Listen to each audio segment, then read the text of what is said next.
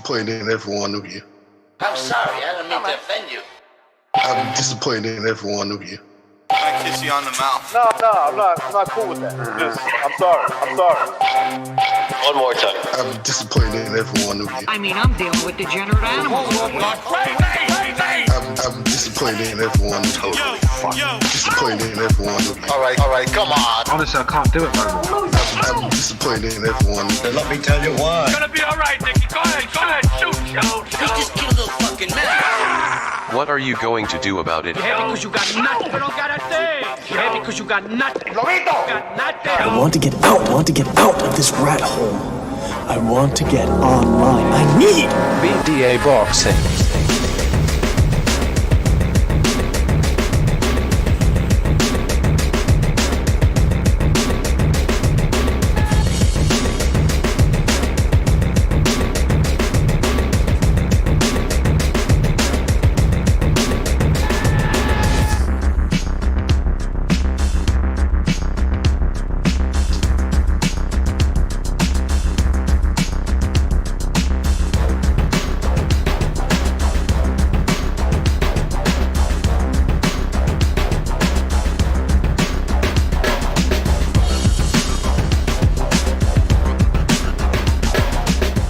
Right, this is King Bucho. Welcome to the BDA Boxing. Sorry. Welcome to BDA Boxing, the boxing debate arena. Stu's gonna be hosting. I'm gonna be jumping in and out. So I hope you enjoy the show. I'm gonna fix the chat. I know it's not showing up on the screen. So yeah, I'll fix that in just a little bit. Stu, are you there? I guess he went. Yeah, I'm here. Welcome to the show. Yep. So I don't know. You can talk about whatever you want. We have Danny Garcia against Spence Jr.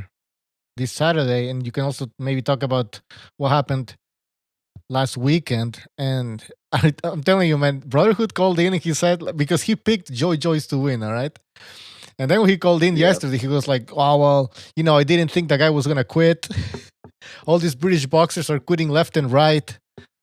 And I'm like, "Come on, man, you're being too harsh on some of these guys. I mean, everybody quits sometimes. It's not only British boxers. But anyways, maybe you can defend British honor today." Yeah, I mean, look, I don't know if it's about defending British honour. Just to say that all British fighters are quitters is just it's a lie. I mean, look, all through the years, great fighters have quit. Yeah. I mean, you've just got to look at Roberto Duran. That guy quit without even getting punched in the face. Yeah, and he was a tough guy. You've got to look at Vitali winning a fight. All right, I don't believe he quit, Vitali, because that injury's a bad one. But people say he quit. There's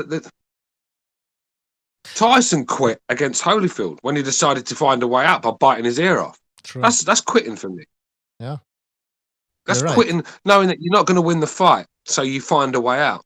But look, for me, Daniel Dubois, I mean, there's rumours that there was the nerve damage in the eye. Now, if anyone's ever had an abscess before, the pain, the shooting pains that go through your face when you've got an abscess, and it's a similar thing with a nerve injury in the eye. It's all around that area, and it's very, very painful. So yeah, I can see why the pain was too much, and he called it a day. But look, the other side of the coin is that he had a couple of rounds left to go, and he could have won. Well, he probably would have won the fight in the cards because it looked like Frank had that covered. But just a couple more rounds to go, and we're probably talking about him being the winner, even though a lot of people think that the cards were well out of order and Joyce was winning the fight. I mean, Joe Joyce he's a methodical guy, isn't he? But he fights at the same pace for 12 rounds, and in the end, he just catches up to you. It just becomes too much. Sort of like keeps chipping away, and it's because he's got a very good chin. He's very durable. He's a hard man to get out of there. Like I said on the show before, I said Dubois got to get him early. If Dubois don't get this over within 5 rounds, I see Joyce winning the fight, and that's exactly what happened. Right. Yeah. Go ahead. To say that British boxers are quitting, that's why. I mean, basically, you're shitting on British boxing, and that is the reason why on your screen you can see Tyson Fury and Anthony Joshua, because they hold all the belts, and they're from the UK. So, you know, they're the ones stepping up right now, especially in the heavyweight division. So you can't really shit on British boxers. They're the ones dominating right now. So I don't know. I just find it funny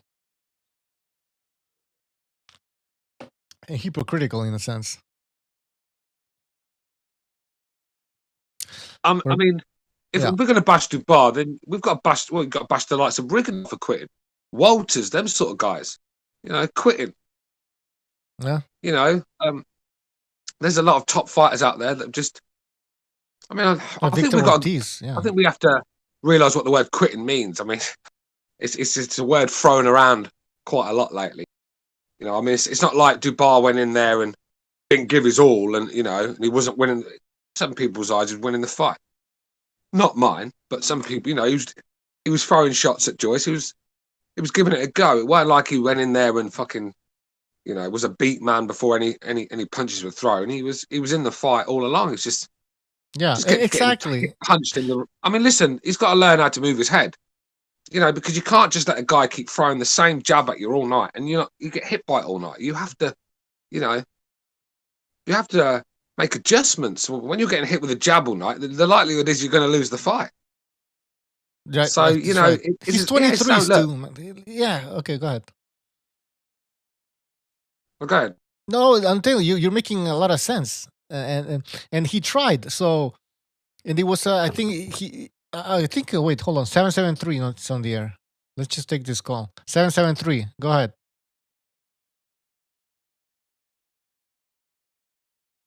Okay, hold on. Maybe you're muted over here. Yeah, go ahead. What's up, guys? How the hell y'all doing in this fine morning day?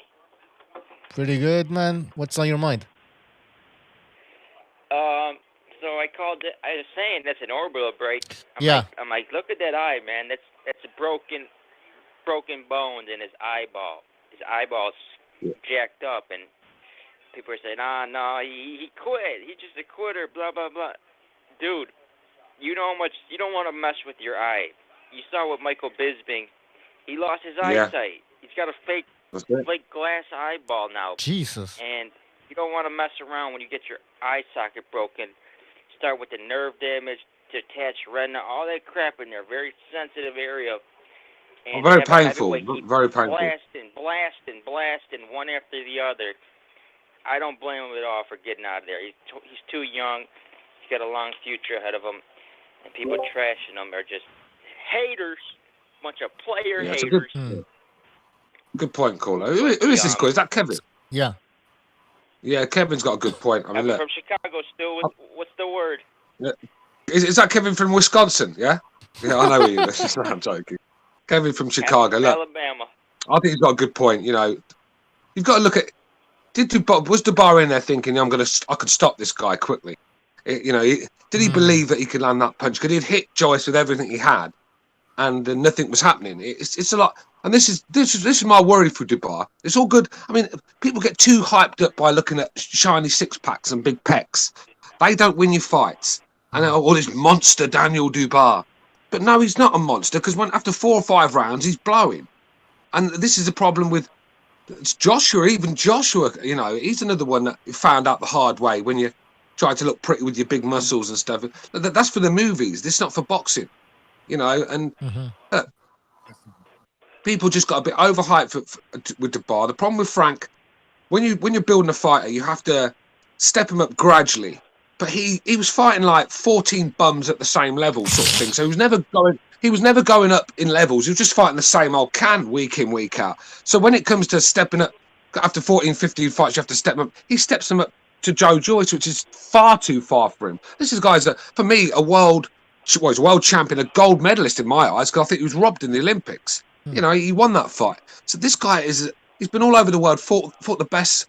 No styles. I mean, Usyk stopped him, but in the amateurs, man, you can fucking get stopped for slipping over. So look, I don't mean anything. This guy is hard to fucking stop, and to up him up that sort of level when he wasn't ready. I mean, I keep saying it, don't I? It's a recipe for disaster, and that's what happened. Dubois just never been in anything with anyone like Joyce. He was just thrown in there with guys that were not punching him back like Kevin Johnson, the fucking Kingpin Johnson, or Bum Johnson, I call him, because that's what he calls himself half the time. Do you know what I mean? But Bum Johnson. But look, you know, he's never been tested. He's never been taken to deep waters. He's fighting at his own pace. He's never been punched in the eye before. So all these things were happening in there, and he just didn't know how to cope.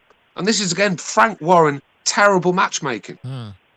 You know, this is what he did. Frank Warren just doesn't really know how to build a fight for me, because you should have been stepping up Dubois each time. You should have put Dubois in there with say a Stavern sort of level. I know Stavern's finished now, but that sort of level, you know, and it's world champions. People would have been complaining.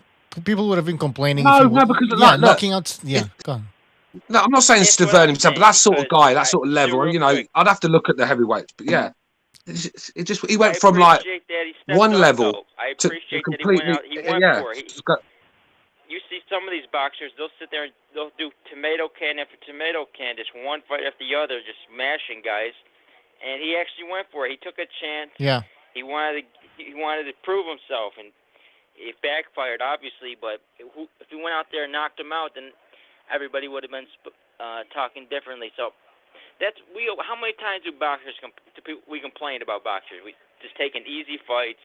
It just, when is he going to step up? He's fighting a can. Let's go. Yeah, but it's one. I agree. It's one stream to the next. With this one, he got it all wrong though, because what he should have done. He should have stepped him up gradually, and then he probably would have been ready for Joyce after 15 fights. But when you're fighting the same sort of level guys for 14 fights and learning nothing from it, and then stepping him up to a gold medalist in most people's eyes. I mean, say what you like about Joe Joyce's fighting style, but the record speaks for himself, man. World champion, Olympic gold medalist in most people's eye.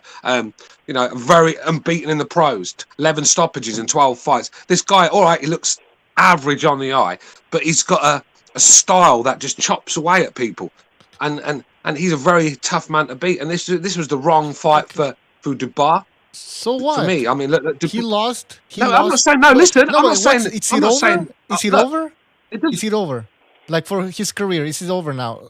Like at 23, just because he lost. His career's, no, of course his career's not over. It'll be a better fight for it. He's gonna learn from this. But what I'm saying is, that's why I'm just saying why Dubois lost. I weren't complaining about the fight being made, because I always call for fighters to step up. I'm just saying why Dubois lost, because he was never ready for someone like Joe Joyce with that experience, with that know-how. Look, did Joe Joyce do anything special the other night? No, but it was still enough. Sometimes basic wins, just a solid jab, durability, that could win a lot of fights. What does it say? Jab will take you around the block. A good jab will take you around the world, or whatever it was. And that's what that fight showed. Just a good, solid jab, durability, and smashed his eye socket. So you don't have to be the fanciest, prettiest, in and out, slip and move, duck and dodge to be a world-class fighter. But I mean, no, you don't. But you have to be able to. Yeah, but you have to be able to slip a jab at the top of the game. You have to be able to slip a jab, because if you constantly getting hit with the jab, then you cannot win a fight. It's a good jab. If you're losing the jab battle, you just can't. And True. You've got to learn from this. You've got to be able to. You've got to be able to take from this fight. You know, you can't be getting hit with a jab like that constantly and win a fight. It's just not going to happen. Can I quickly double? Yeah. I gotta say, what did the boxing hardcores think that Jake Paul came in there and pretty much stole the show, stole the weekend? He was the biggest talking point. You got Mike Tyson and Roy Jones. You got Daniel Dubois, Joe Joyce, a high-level world-class fight, and Jake Paul, the YouTuber, with 3 fights, stole the headlines. He's the talk of the town. Oh my gosh, I've been reading some of these reactions, and it's a cultural thing. It's a cultural event. It brought out the NBA players, NFL players, all the talking heads that normally wouldn't talk about boxing. They'll talk about the big fights, but but Kevin, it's like when Brock Lesnar went to the UFC. He brought a lot of attention, also a lot of those WWE fans, those wrestling fans. So it's normal. You know, it would have been the same thing if this guy, Paul, whatever his name is, would have fought in an MMA cage. he would have. Don't blame Jake Paul for this, mate. But I'll give Jake Paul all the credit in the world because that guy is a multi-millionaire. Yeah, he's willing to get his fucking nose broke and go in the. Yeah. I don't look if the boxing had its place, if it was in a good place, you know, we wouldn't need these YouTubers around. But unfortunately, these YouTubers are actually showing these pros how to get it done. You know, because they're just going in there and giving it all their all, and that's all you ask for. But look at, I mean, just look how where we are in boxing today. Just go and watch the Rosado Danny Jacobs fight. That's where boxing is today. Yeah. That's where you get two professionals going in there, going through the motions and giving us 50% of what they got. That is how boxing has become, and you see it time and time again. And this is why Jake Paul is stealing the headlines. I mean, boxing is in a terrible place. If you can't see it, then you're fucking blind. All right, Kevin, we're gonna move on. We have another phone call. I called in, when was that? Last week I said I was looking forward to that fight the most, Jake Paul versus Nate Robinson. I was actually interested because I knew the event Mike Tyson and Roy Jones. I figured that's what the fight was going to look like. It was going to be just old men fighting. Yeah, Mike Tyson had some good body shots. Yeah, Roy Jones, he had some nice little pop shots. But other than that, it looked like 50-year-old men fighting. So the least it was terrible. And he hurt the guy. I knew there was going to be some carnage. I don't want to see. If I'm going to watch a boxing fight, the only time I want to see a high-level chess match is if it's high level. If it's boring, it better be between the best in the world, a title eliminator, elite boxers. I don't want to see a boring chess match against guys like Rosado and Danny Jacobs, who are journeyman fighters at best. So I got to say, the reaction to the Jake Paul situation, the people on Twitter, it's expected. I gotta love it. People are hating on Jake Paul. I'm not so big fanboy, but he really pissed off a lot of people.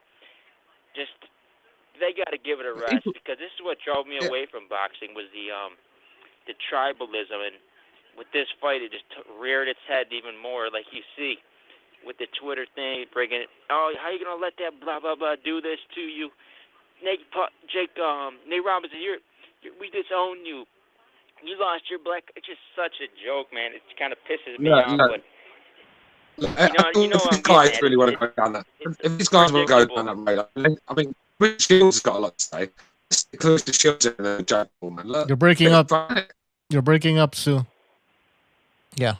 Predictable as usual, but I gotta say this: Jake Paul's not a bad boxer. He's not bad. He's not good. He's not elite, but you could tell he's putting in the work. This and that. I would actually interested to see the KSI fight. Yeah. I want to know what Stu thinks. The KSI thing. That's actually would be a spectacle. And to put it on one of those DAZN cards or whatever, I wouldn't mind it. But I'll leave you guys to it. All right, Kevin. Thanks for calling in. We're gonna take another phone call, but before we take the next phone call, I think Mr. BDA wanted to say something. I don't know if you are available. Yeah. You're breaking up.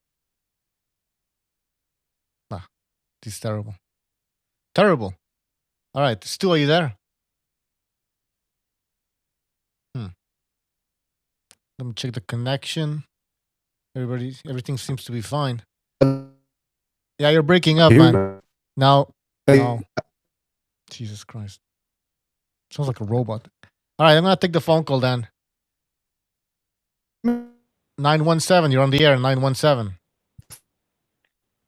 Yo, what's up, Stu? I hope you're there, man. That's the reason why I called in. Stu. Or maybe he's trying to reconnect. He's trying to reconnect. Oh, all right, fine. In the meantime, we could talk about Daniel Dubois, right? I was one of those people. I was one of those people that brought into the whole hype, so to speak, how they built him up. And I was talking to people, on all the forums, all the chats. I'm like, yeah, Daniel Dubois is going to come in. He's the future, this and that. And, he made me look kind of dumb. I was really disappointed how it turned out. I thought he would have, if he's getting all this attention, there's got to be more substance to it, right? Either that or Joe Joyce is a beast. I don't know which one it is. But we'll find out. I'm watching the fight, and then I'm sorry. We're gonna find out. I think Stu's there. Stu, are you there? Yeah, Butcho, can you hear me now? Yes, now I can. I don't know what the fuck I happened. don't know. Is that BDA's been trying to talk to you as well, and you can't hear him either. No, I couldn't hear anybody. Now I can hear you guys. I dropped out and came back in. Go ahead. Yeah, I mean, the caller wanted to talk to me. I don't know what he wanted to say. Yeah, go ahead, caller. Go ahead now. Yeah, I know what I'm talking, man. Look, I saw the title of the stream, British boxing, and I recognize. Listen, British boxing is, it's among the best in the world, along with Mexico and the United States, for sure, no doubt. And you guys created, in my mind, you guys invented soccer also, because you guys invented the rules, right? And you guys also, I would say, you guys also invented boxing, because you guys made up the rules to boxing also, right? The Queensberry rule, whatever. Rules, I don't know the history, but I know it comes from England, right? Yeah. Yep. Yeah, so if you guys invented both sports, how come you guys aren't the best in both sports?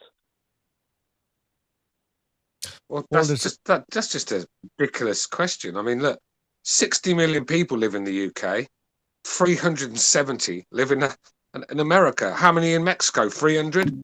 I mean, look, the fact that we're competing is an achievement in itself. And if I was you, I'd worry about getting your own house in order, because your fighters fucking fight nobodies at the moment. You know what I mean? And this is why Jake Paul is stealing the fucking show. Look, no, I don't want to hear about no. Listen, the day, just do the numbers. I mean, the fact that you've let a nation of 60 million people dominate the heavyweight division is an absolute travesty. If I was an American, I'd be ashamed. Get out of here, man. The NFL. Yeah, the NFL. As a fight fan, I'm telling you, I admire the British fight culture a lot, because people really adore the sport there. Like when American fighters went back there, I remember Floyd Mayweather when he was young, when he went to the UK for the first time. He was saying how everyone has so much enthusiasm, everyone loves the sport, and he even talked about moving there. And I always see on TV how all the people, they come out to all the press conference, and they just love the sport, and they have sold out arenas with Anthony Joshua, and they really have a lot of respect for the fight culture there. Unlike the United States, we have all these bogus sports. You got the basketball, whatever, this ball, that ball, whatever, golf, whatever, and then boxing gets pushed to the side. That's why we don't have this culture of boxing. So that's why I feel like a lot of athletes, instead of going to become a pro boxer where we can produce more elite heavyweight talents like you guys, they go off to other sports, basketball, football, and that's the main difference. That's what you say. Yeah, but that's what you say. Maybe because but maybe they do that because they can't fight. Well, do you know what I mean? Maybe they do that because they can't fight. I mean, this is the excuse. This is the excuse been coming for a while now. I mean, the excuse, but Americans would rather play basketball and American football than. That's on you then, isn't it? We've got other sports as well. Most kids that grow up in UK want to be footballers, cricketers, or rugby players. Boxing is. Listen, boxing. We don't get to box in our schools and stuff like that. There is no. If you want to be a boxer in the UK, you have to want it, go to a gym, and So it's not really a major. It's a big sport. Don't get me wrong, but it's not a sport that young kids are encouraged to fucking do in the UK, because you've got these fucking snowflakes. These you don't want children to get hurt and stuff running the country. So of course boxing's not promoted like it should be. So we've got the same problem, yet we've got just far less people to choose from. There's just no excuse here. Don't you think we play other sports? You guys, you're so ignorant. You think that all we do is box and play soccer. No, we play cricket. We invented basketball. I bet you didn't know that, did you? We invented that as well. So look, we've invented a lot of sports, but don't mean we've got to dominate them all. Canadian guy invented basketball. We invented basketball, trust me. I have not seen. I didn't even know you guys had nets in your country. I never seen no one was playing basketball on no British basketball. I never heard of that. Well, you best do some research then. At least know the sport you're following. Look. Okay. Look, go all over the world. English, we've left our presence all over the world when it comes to sport. So look at the Olympics. We come second in the table behind the United States, a country of 60 million people on the medals table. We come second behind the Americans. We beat the Chinese, the Russians, all these big nations, punching well above our weight. So look, do your research before you criticise. And people want to criticise Daniel Dubois for quitting. No, listen. People want to criticise Daniel Dubois for quitting. So British always quit. But if I'm right, it was the British guy that punched his eye socket in all night to make him quit. You know what I mean? So it was another British. So look, Daniel Dubois will come again. He will come again. Okay, I hope so, because he let me down.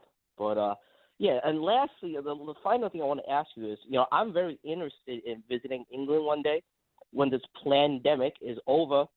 I do want to go there, considering it's an English-speaking country and everything. I actually haven't been to Europe. Do you have any recommendation if I want to go somewhere fun where there's like a vibrant nightlife? Where would you recommend a person to visit? What, in Europe or the UK? No, in your country, in England specifically. If that would be my first. Well, right now it's fucking nowhere. I mean, we're all under a ban. I mean, we've got the brown shirts and controlling us at the moment, and that's where it's going with this country. I was at a party the other night. There was a real good party in some posh house that my friend knew, and the cops turned up. They wanted to come in the house and check who was there with them. We wouldn't let them in, obviously, because there was gates. We had electric gates keeping them out. But they were there trying to bully us, and no doubt there'll be fines coming through the fucking door. And this is where you are in the UK at the moment. So I wouldn't recommend anywhere at the moment. But when the ban is over, I mean, stay away from London unless you want to get acid in your face or stabbed in the throat. Then go to London. But there's some good places in the UK to go and party. I don't know. Manchester, Newcastle's a very good night out. Leeds, Manchester, around them. Depends what you want. There's a lot of good places in England to club. London, the nice parts of London. You go there, like there's some good places in London to club as well. But when you're in London, mate, you gotta be very careful. All right, I got you. And also, is it true that it rains all the time? It's either always cloudy or it's just flat out raining? Is that a myth? Well, just put it this way. I mean, it actually it pisses me off how much it rains in the UK. I mean, I have to clean my car about 3 or 4 times a week because of where I live. So it's basically, I mean, in the summer, it's lovely, It's as hot as anywhere else. But yeah, in the winter, it can be a bit depressing. Yeah. All right, I got you. All right, listen, thanks for having me on. And I didn't mean to work you up, but I just thought it would be funny to troll a little bit. But yeah, thanks for having me. I'll talk to you guys later. Bye. All right, thanks for calling. Wow, some kind of jabs thrown at the UK over there. Look, I mean, look, we've got to take it. I take pops at the Americans and the French sometimes, don't I? So I've got to be able to take it. Especially the French. I've got to be able to take it, man. Yeah, the French. I mean, I don't mind the Americans. It's the French I don't like. But that's a different topic. All right, people in the chat. If I may play, whoa, yeah. If I may play devil's advocate here for a minute regarding Joyce. I mean, not Joyce, Dubois. Look, Dubois. People are saying, and I missed Kevin's call, so I don't know if he confirmed because he was the one on Saturday saying that Dubois had to go to the hospital because they thought that he might have fractured an orbital bone. Now, of course, I don't know if he confirmed that or not. Did he confirm that or? Yeah, that's the news, man. That it looks like that's the case, and nerve damage as well. Okay. Well, listen. Then what that does is that it muddies the water further when it comes to whether somebody can quit or not. Because look, when you're in the ring and you feel pain, you don't know if it's the degree to which you are injured. It could just be swelling, or it could be a broken orbital bone. Dubois doesn't know, so we can't necessarily sit here and judge him too much and say, well, because I mean, he's not a physician, he can't know. But at the same time, it does raise the question: what if the next time he gets hurt, the first thing that comes to his mind is, the career-ending injury, potentially career-ending injury. Let me just stop the fight right now. Whereas you have other fighters who suffer debilitating injuries and they keep on going and they actually manage to either get a win or win a lot of fans in the process because they continue to barge forward despite being injured. So, I mean, it's what I'm trying to say is it's a difficult thing to judge whether one guy because he knew or because he assumed that he might be injured and whether he's going to quit in the future again. Yeah, look, the thing is that when you're a young lad that's been blowing everyone away, You've never actually been in this position before. The fighters panic. Yeah, he doesn't know what's going on with his eye. All he knows is there's severe pain. So all of a sudden he's thinking, "Am I going to go blind?" Takes his mind off the game. Before you know it, you're getting punched again in it, and look, the pain gets too much. I said earlier, it's just like when you've got nerve damage in your eye. I can imagine it being like an abscess. If you've got a serious tooth out, nerve damage in a tooth. I mean, the pain, there's barely nothing close to it. Do you know what I mean? The pain is so. Look, I don't see Daniel Dubois as a quitter. He went in there, give it his all, and that's all you can ask for the guy. And he was winning on the cards in some people's eyes. Do you know what I mean? Look, what do you want from the kid? He's a young kid. He'll come again. But Frank Warren got it horribly wrong. Frank Warren got it wrong with this kid. So you're not gonna designate. So you're not gonna designate Dubois with the standards to bum moniker. He doesn't deserve it.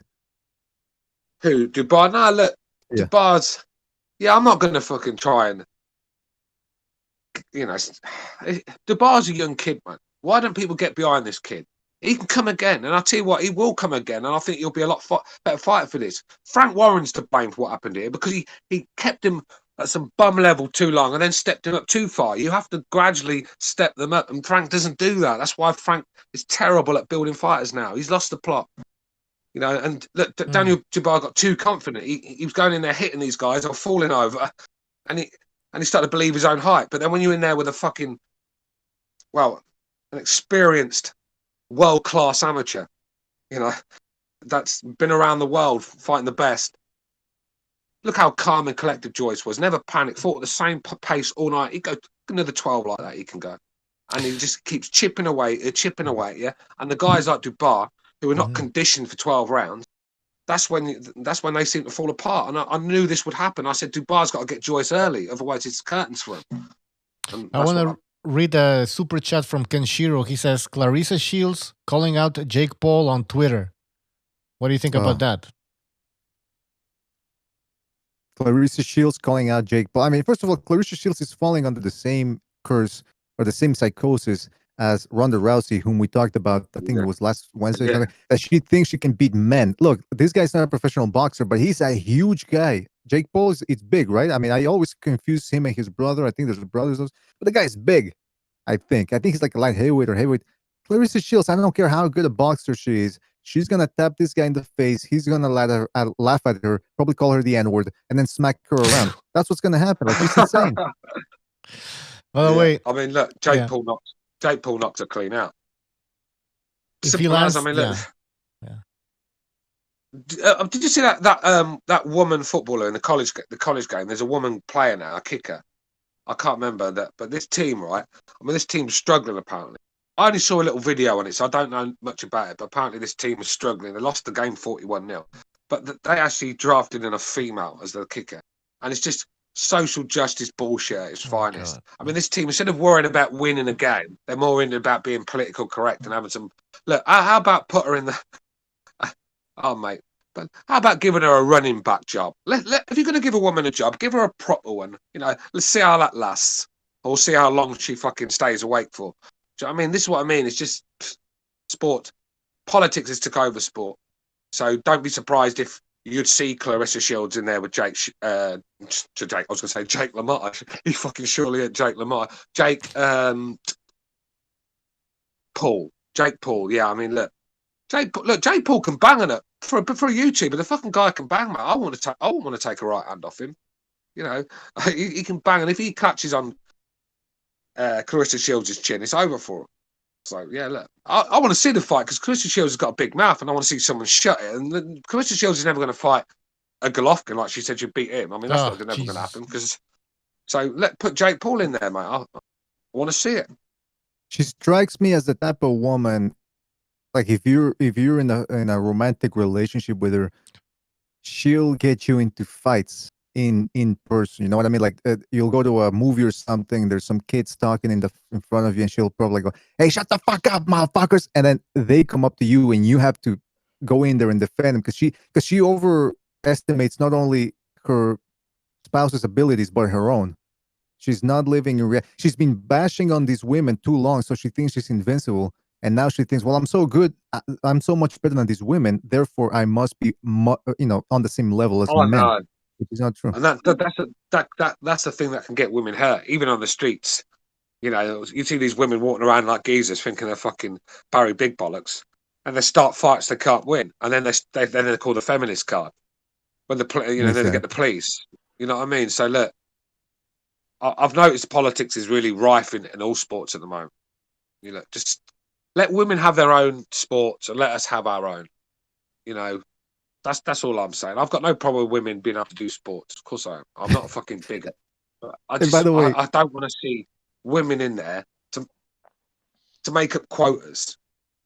Yeah. When you got a quota system in sport, you'll never have the best of the best playing for you. It's like the Springboks in South Africa and the South African cricket team. They're hindered by quotas where you're having to fill gaps with players for the colour of their skin and not their ability. And that's where you have big problems. So I'm hoping that this. Go ahead. You know, Ring IQ is pretty big on the women's boxing, and like I was asking him some questions about which fights to see, and he gave me some recommendations, and I forget the names, but there was this one woman with tattoos, blonde one, I think, and she you know, as a boxing aficionado, it wasn't the most boring thing in the world. I was entertained. I guess if women's boxing is ever gonna take a big stride, it's gonna take like a big star, you know, like a Ronda Rousey type figure that's gonna captivate the public's imagination, but it's also going to require those entertaining fighters to become visible. The thing is, it's hard to sell a woman with a big mouth because look, most of us men we put up with big mouth women in the house, don't we? Everywhere we go, we've got some female shouting and screaming at us. Do we really want to sit down and chill with a pint and having another mouthpiece? And no, I mean, look. Say we like about Rousey. I know she give it, but Ronda Rousey, you can build on Ronda Rousey's career. She was sellable. Clarissa Shields is not. She's a thug with a big mouth, and you've only got to look what her brother did to. Was that James Ali Bashir? Was it? I don't remember. Yeah, I think that's the guy. I think he cracked he sucker punched him, didn't he, in a press conference? It was disgraceful. The guy's like a fucking 60, 70-year-old man getting sucker punched by Clarissa Shields' drug addict brother. I mean, who wants to get behind her? And it's nothing to do with a black, because look, if she was white, I think she was a piece of shit as well. It's nothing to do with Clarissa Shields. She's not a likable person. So why are people? You're not going to.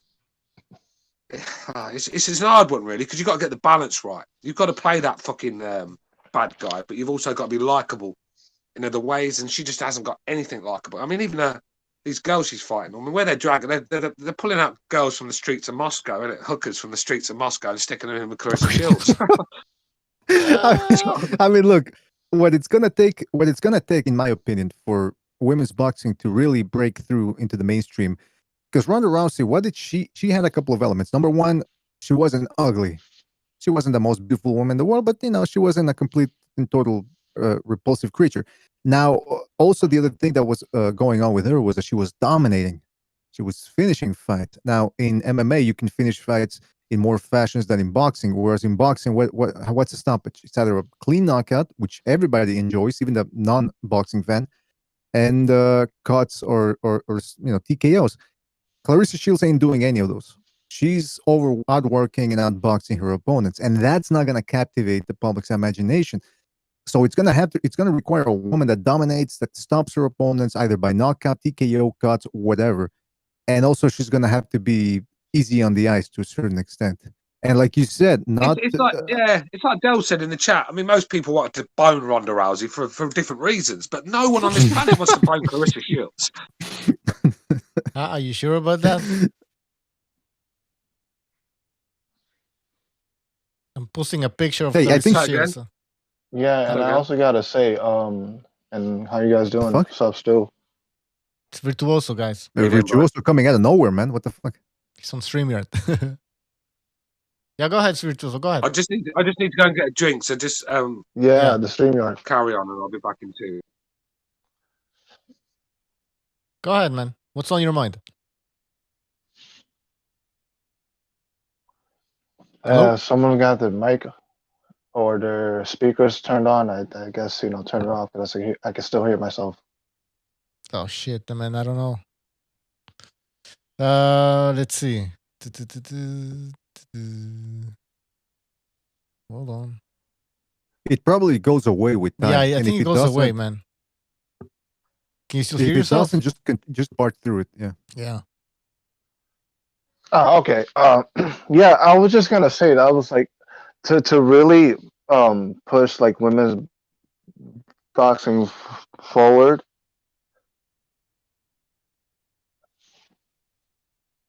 The what? Is to sell a fight between two female superstars in All right, man. If the echo's that bad, then I don't know what to do, man. and sorry, I had cutting to off. shut down the. I heard myself on the YouTube. That was me. Oh, So they gotta sell a fight. You know, it takes two to tango, right? Two females. All right. I suggested probably Clarissa Savannah Marshall, but I don't know how big Savannah Marshall is in the UK. That was a question I wanted to make for Stu, but he's outside, so I don't know.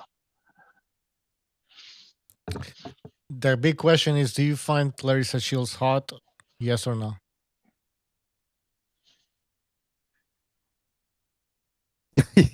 You're encouraging people in the chat room because the people in the chat room that were making comments about Clarissa Shields and now Ronda Rousey. It's like they're fucking. Listen, guys, in the chat, I love you, man, but some of you are fucking ruthless, man. You're fucking crazy. I don't even want to read the comments, man. I'm sorry. Well, yeah. But look, listen. Yeah, go ahead.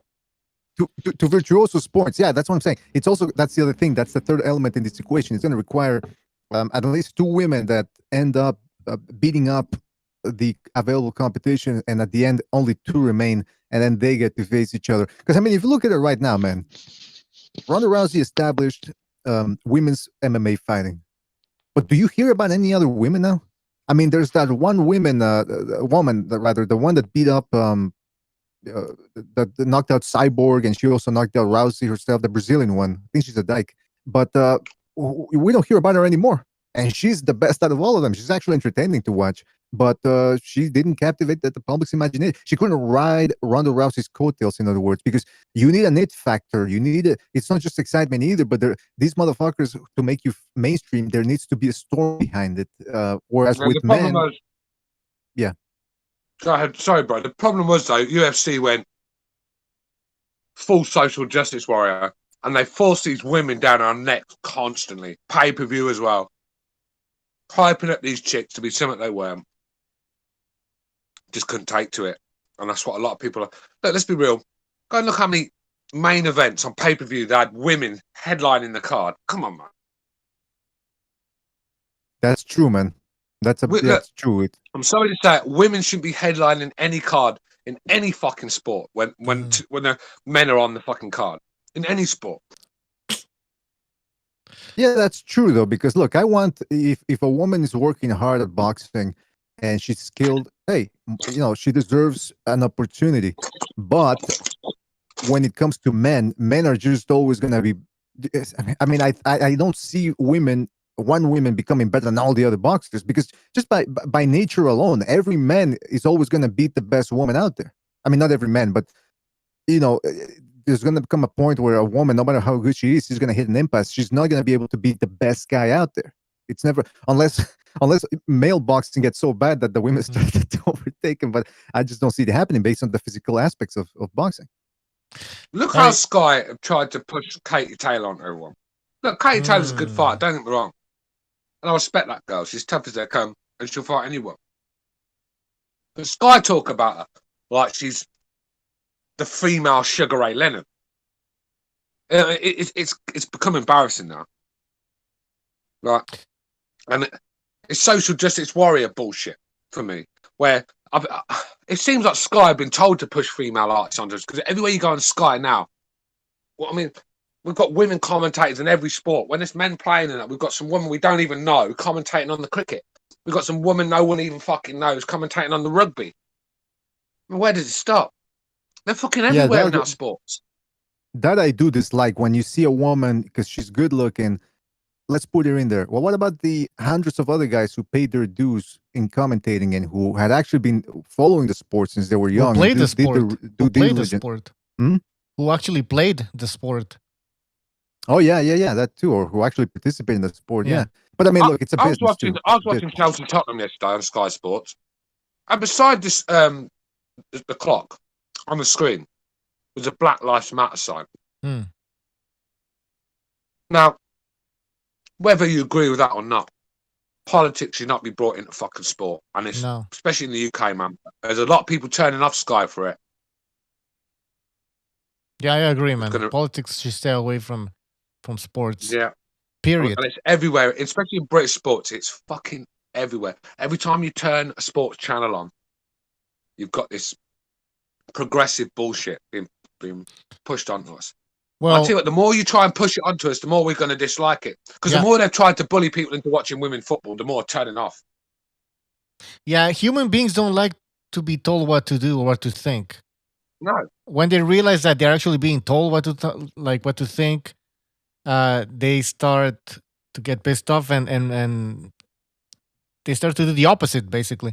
But I just want to read a comment from Official Scorecard Boxing Science, because St. Britt is telling me to read it. He says, I don't know what kind of nutritional pyramid the British government has been promoting lately, but it looks to me like you lads need way more calcium in your diet to make those eye sockets stronger. A lot of eye sockets being broken, maybe lack of calcium.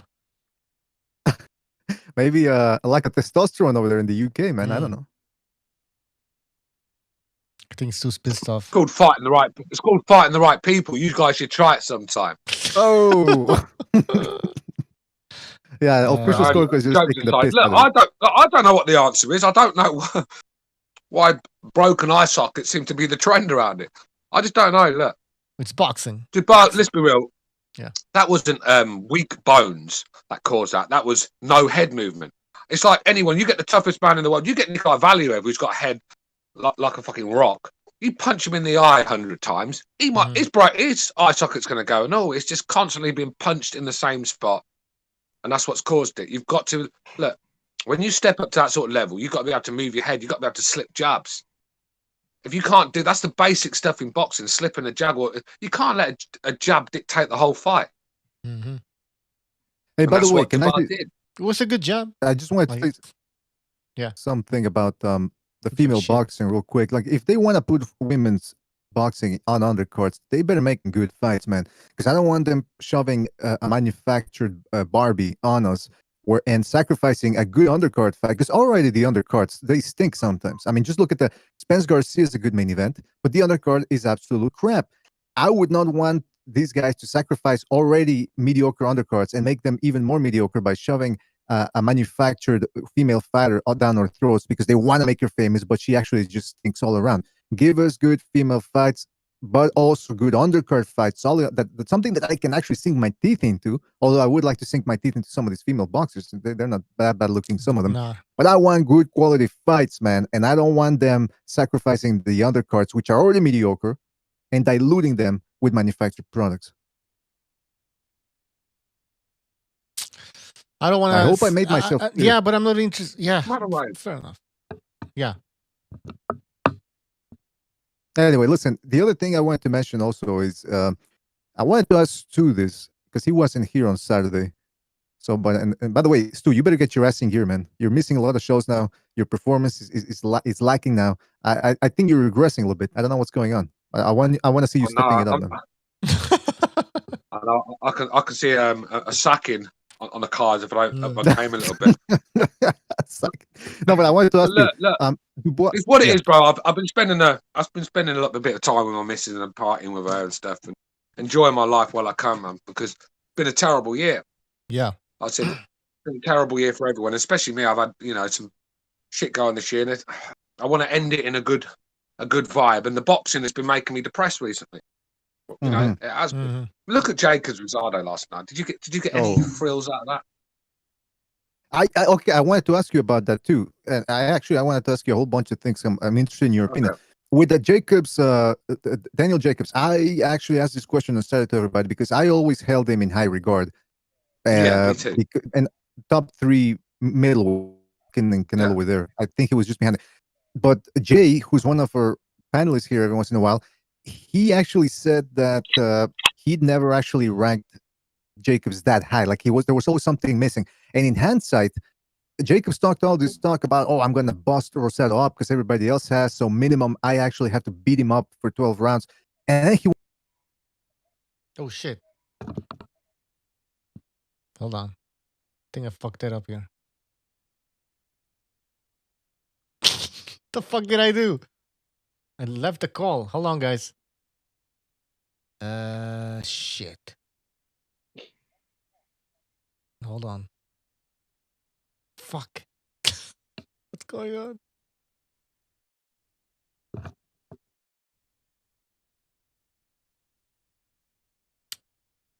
Fuck. The fuck is that sound?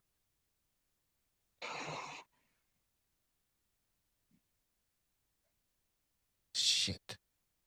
All right, hold on, guys. I fucked up major big time here.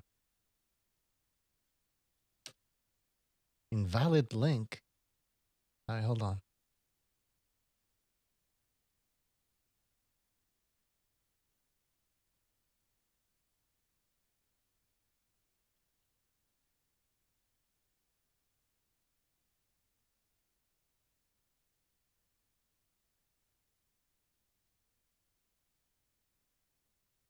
Going on.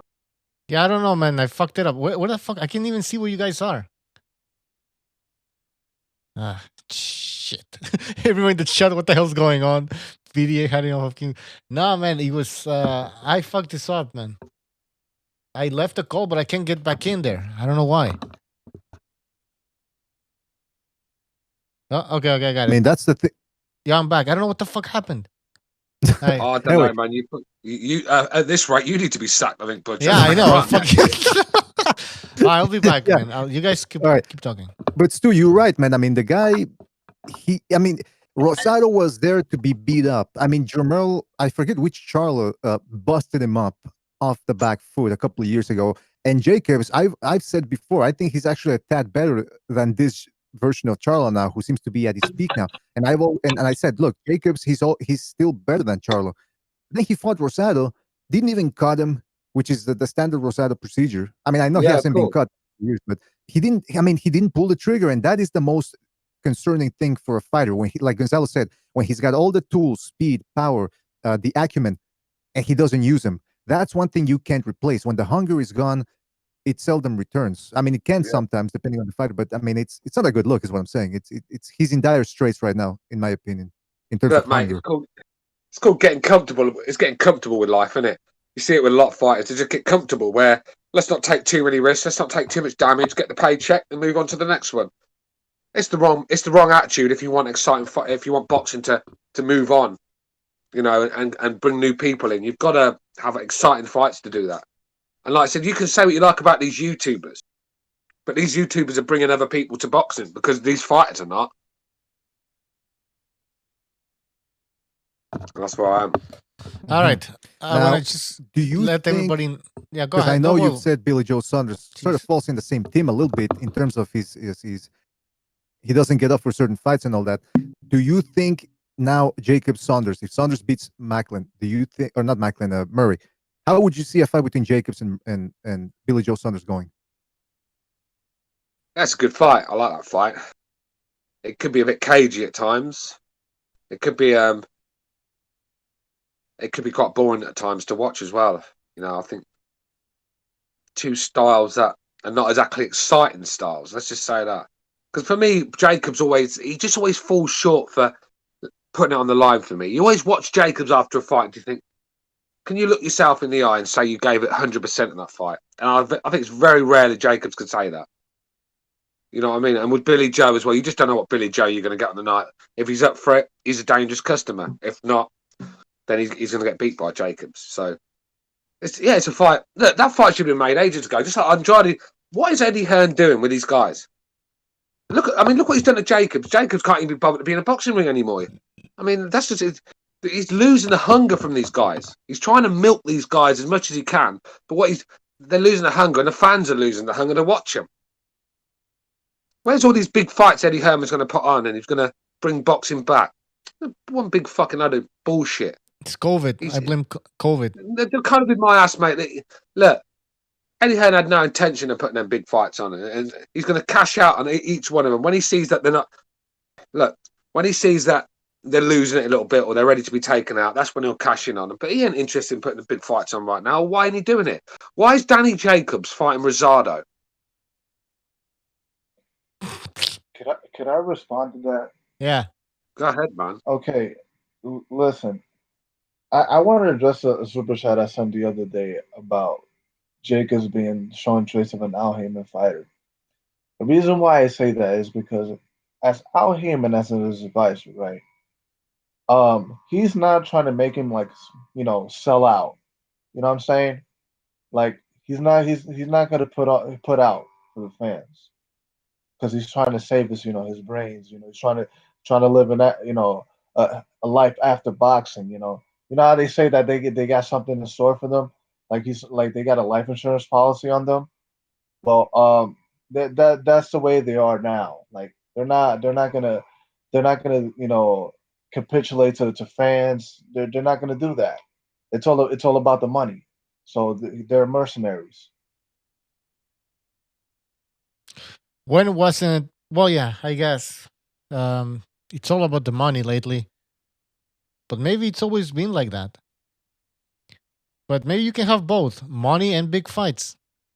But I don't know. You know what? The worst thing about the Jacobs thing was that he himself said what we all knew, which was, look, Rosado's been beat up before even by inferior fighters than Jacobs himself. And he said, I have to, at the minimum, beat him up for 12 rounds. If I don't stop him, I have to lay the beatings on the guy. And he didn't even come close. Did not even come close.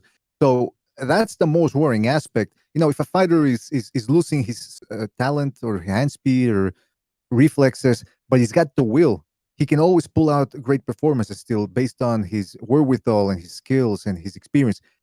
But when the hunger's gone, it's very hard to get it back. I mean, we've seen Eric Morales. He got it back after the third Pacquiao fight and losing to Diaz. He came back and against Maidana, he showed that was hunger. Bigger guy, bigger puncher, soul and I since the second round, but he kept on going. Somehow he refound his hunger. He rekindled the fire. Jacobs, he's in his early 30s or he's 32 or 30 something.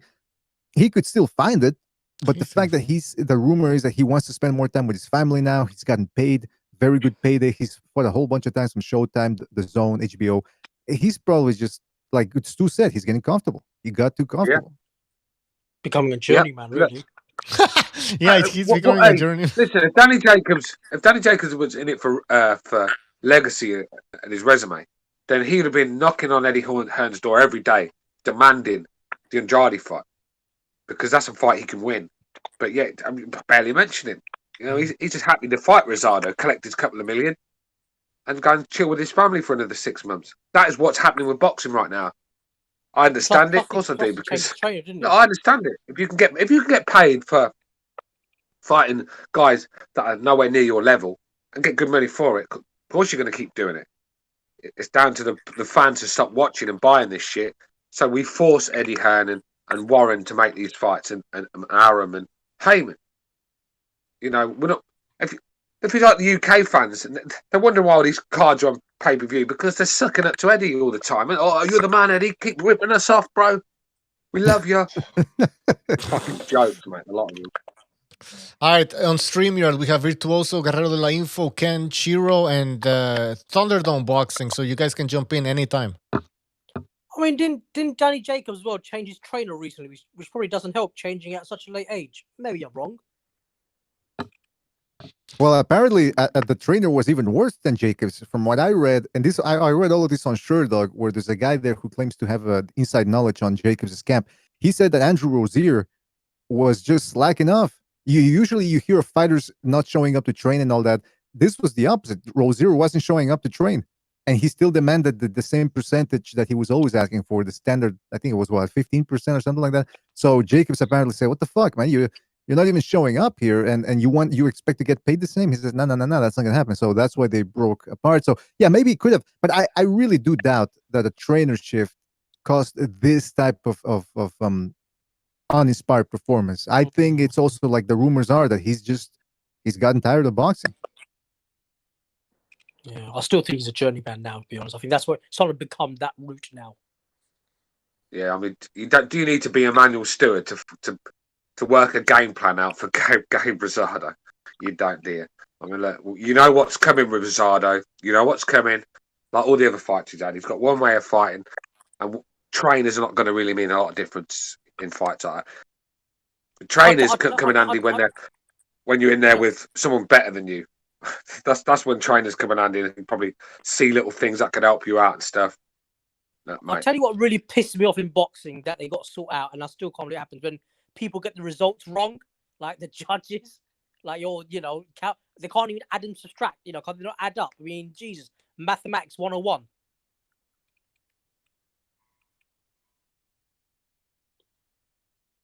And we got Thunderdome in the house, did you say? We've got Jimmy as well. What are you saying, Jimmy? What's going on, boys? How you doing? I'm good, my man. What you got to tell me, bro? Did you see the Dubois Joyce?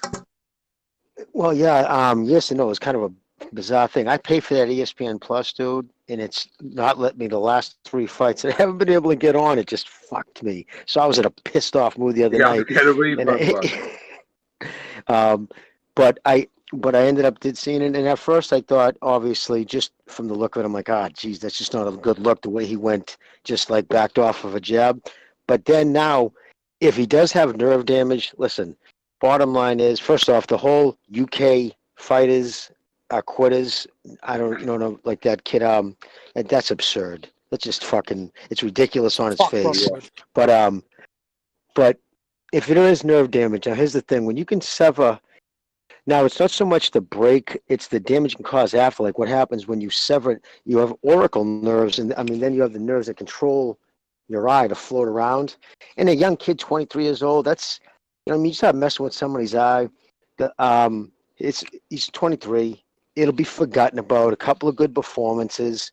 He's just got to ignore the noise. You know what I'm saying? His fan base will stick with him. Now, can I just add one thing? I went back because I didn't know enough about this kid. I'll admit I was very fucking limited on that. So I went back and I watched every piece of film I could on him, all his fights.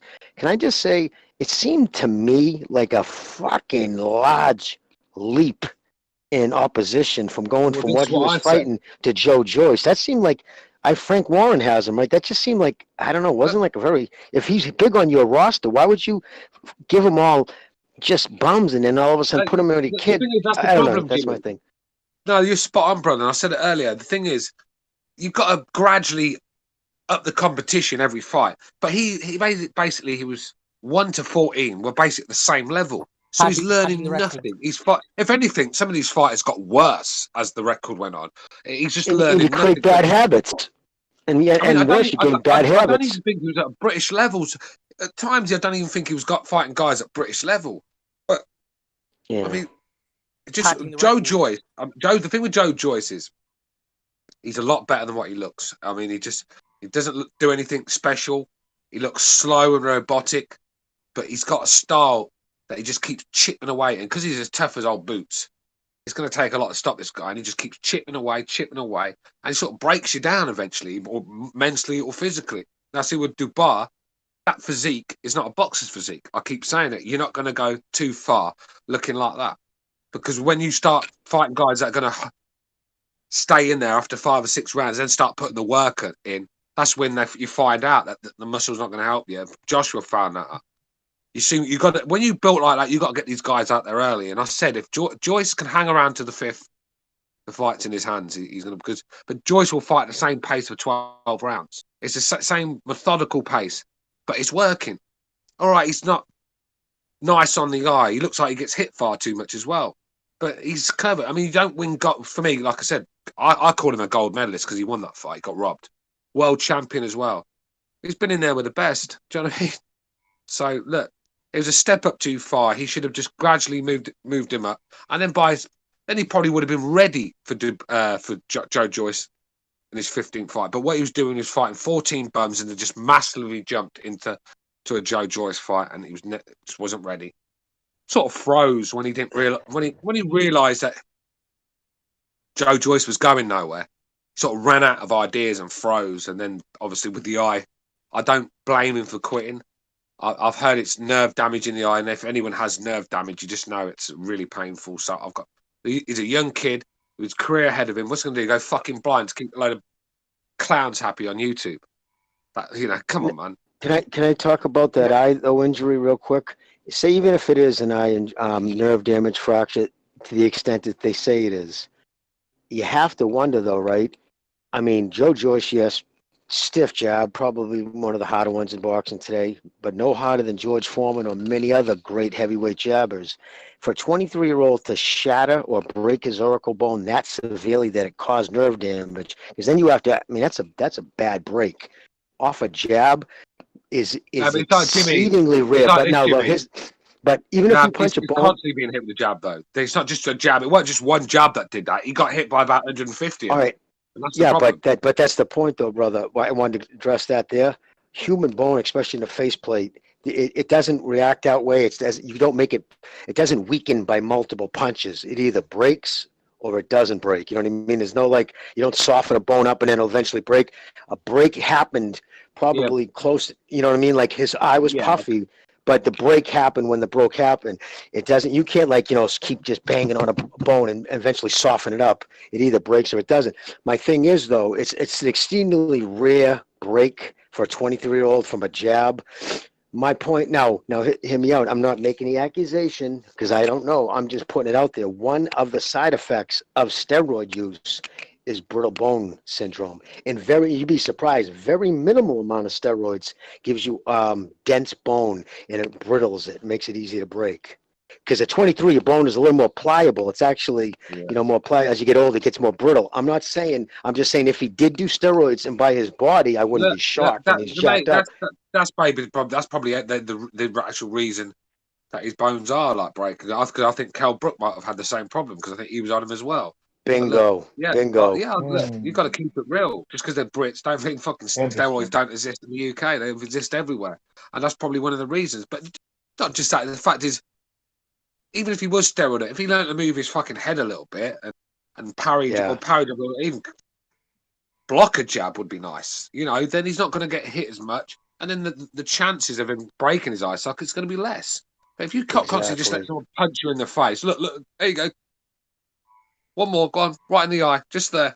Do you know what I mean? He needs to take some of that mass off his traps. And eventually break. So look, that'd be my advice. It's not about his brittle bones. But I think if he learns to move his head a little bit, block a jab, even parry a jab, whatever, then he's gonna. The chances of him getting hurt are going to be less. Let's just say that. And he doesn't need that much mass to punch hard. I'm telling you, if he took 15 pounds off his shoulders, his traps in his upper back, he would have so much more energy. The more muscle you have, the more oxygen, blood has to work through that. And it just works your body so much more. Like muscle heads get exhausted running across the street, big jack dudes, because it just takes your body so much more energy to do the same thing as someone without all that muscle. So I don't think he'd be surprised. It becomes a mental thing. Like he doesn't need to be that big to crack hard. You either punch hard or you don't. You don't need all that muscle. If anything, it inhibits your power. I actually think his size actually hinders his power because there's no snap in his punches. And that's what I was thinking. If he would lighten up a little bit, it would add some speed as well. So that could, keep the same power he had. Is that Thunderdome we got here? You guys hear me? Thunderdome, nice. What's going on, gentlemen? Yeah, that's Thunderdome. Thunderdome, what are you saying, bro? Hey, what's up, Stu? Yeah, good to hear from you, man. Yeah, give us your thoughts on this one. I'm intrigued. I was personally never that high on Dubois. Not that he can't be something. That's not what I mean. It was more along the lines of, I think you were the one who brought it up, the way they brought him along. That I wasn't a fan of that. Just knocking over cans. And then he got in with some real opposition. This is the thing. I mean, this is the thing. I mean, too many people look at physiques and pick a winner from that. I mean, it's just. I keep saying it, mate. Oh, he's gonna destroy Joyce. Look at the size of him. I mean, fucking anything. You know, in boxing, and like I said, having that sort of muscle hinders your performance, slows you down, burns oxygen, like Jimmy says, and by 5 or 6 rounds, you're flagging in there. And that's Joshua's problem with this. What do you think Joshua lost all that muscle for against Ruiz? Because he recognised that was the problem. Just too slow, too robotic, and the tank was emptying too quick. Dubois, for me, Dubois has to lose some of that muscle because he's going to have the same problems because Dubois is an overrated puncher. I said it. I got ripped a new one on this show ages ago for saying Dubois was an overrated puncher. UK fanboys, you know, got pictures of Eddie Hearn in their bedrooms. Then once, right? They were calling me all sorts of names. They were calling me all sorts of names and stuff because I said Daniel Dubois is an overrated puncher. Look, you couldn't get Kevin Johnson out of there. Look, I know Kevin Johnson's a durable guy, but not anymore. He's not. You know, fucking Joshua pounding him all over the place in a couple of rounds. So you got to be getting the Kevin Johnsons out of there if you want to be. You know, that's the problem with Dubois. I mean, overrated he was. I mean, his punching was overrated. You know, it was just. I always fancied Joyce in this. I really did. I couldn't see why people wasn't giving Joyce a chance. I always fancied him in this. Yeah, so I kind of got what you were saying about old fish eyes losing the plot. He did like just push Daniel Dubois from like one level to like basically just a couple levels more in competition, and it's like you're going from first gear to fourth, and I'm like, dude, you're gonna blow out the engine with this guy. But that's exactly what happened, bro. Yeah, it's the same thing with, and listen, it's the same thing they did with Anthony Yard. You know, he was fighting cancer, and then he fought Kovalev. You know, and that dude also blew his gas tank because he's also got big muscles, man. I'm like, I don't know what's wrong with these people. They it's going to happen to Jack Catterall as well. Yeah, and they fall for these physiques. Like, yo, it's just aesthetics, man. It has nothing to do with technicality. You know how you throw the punches, man. Excellent point. It's like you need brought like, that up. You ever Excellent heard point. of aerodynamics? That's like the slimmer, it's like the quicker. You know. Yeah. Look, Frank Warren he's lost the spark. He's lost it, mate. If I was Frank Warren's son, I'd be telling him to fucking hand the rein over because he's lost the ability to build fighters now, and he's just doing it wrong. Every one of his fighters is just doing it wrong. He's just not getting it right. He's putting too many cans in there, and then when he's having to step them up, he's having to step them up too high, and they're not ready for that level. You know, and it's the same with Jack Catterall. Jack Catterall. Now Jack Catterall's going to be fighting Josh Taylor. I think he's a mandatory for Josh Taylor now. Yeah. Now, name me one good opponent that Jack Catterall has fought in the last 2 years. You'd be struggling. Yeah. Then Frank's going to stick him in with Josh Taylor, probably a pound for pound fighter in most people's eyes. He's going to get absolutely destroyed, and it's going to be another one of Frank's fighters in the fucking trash can.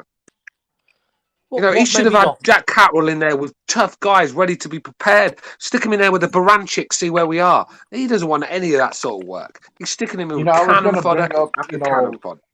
Jack Catterall as like the next opponent for Teofimo should he move up. It's him, you know, and Frank Warren and Aaron, do business together, why not? Yeah. What made me laugh about Frank Warren? If you go on Google, the thing he was talking most about was that Mike Tyson, wasn't the most feared man, as opposed to talking about Dubois. And I'm thinking, shouldn't you be concentrating about Daniel Dubois as opposed to talking about Mike Tyson right now? And this is only a few days ago. Oh, mate. Look, the thing is, with Frank, you could see the hurt in Frank after the fight. I mean, he couldn't give Joyce any sort of credit at all. He was finding excuses for the defeat, and I think that one hurt him. But it's his own fault. It's his own fault.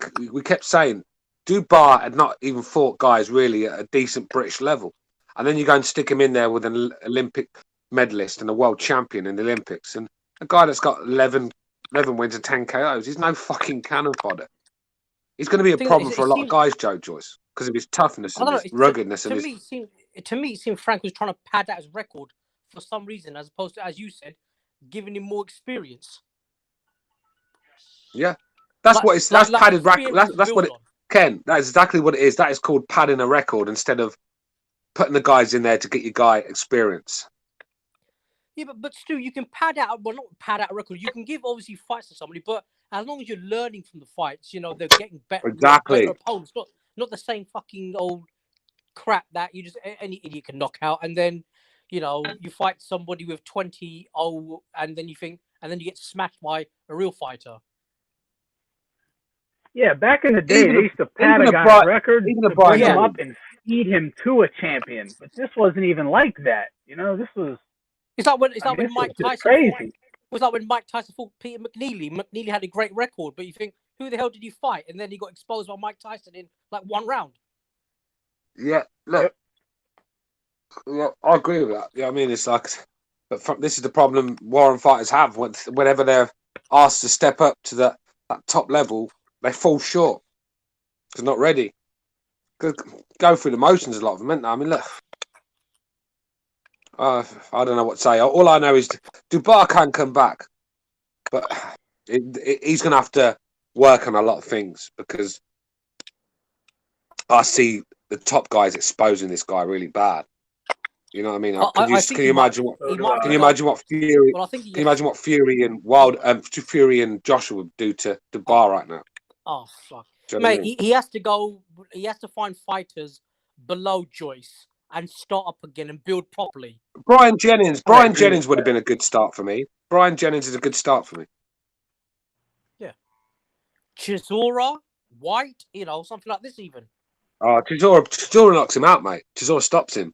He's got a tank, isn't he? Chisora will keep coming.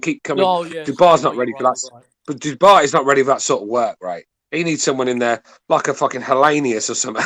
You know, he's not going to throw about 4 punches around. I mean, that's what he needs right Dominic now. But Brazil. look, it's a long road back. But he's a young kid. And like I said, sometimes defeats make you a better fighter. So we'll see. But he's got a lot to work on. Everyone keeps comparing him with David Haye. But the thing is, David Haye he had skills.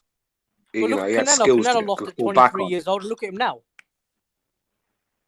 Yeah, but he had skills to fall back on. Where I don't think Dubois has. Dubois is like a brawler. But the problem is, when you fight like that, you got to have a tank for a start, and you got to take a shot. And the two things he don't look like he's got. So yeah, it's a problem, isn't it? I mean, the good thing about him being 23, he can find stuff to build upon. It's not like Wilder, where he's like 33, and now he's got to look at a brand new direction. At 23, he can hopefully find something, if possible.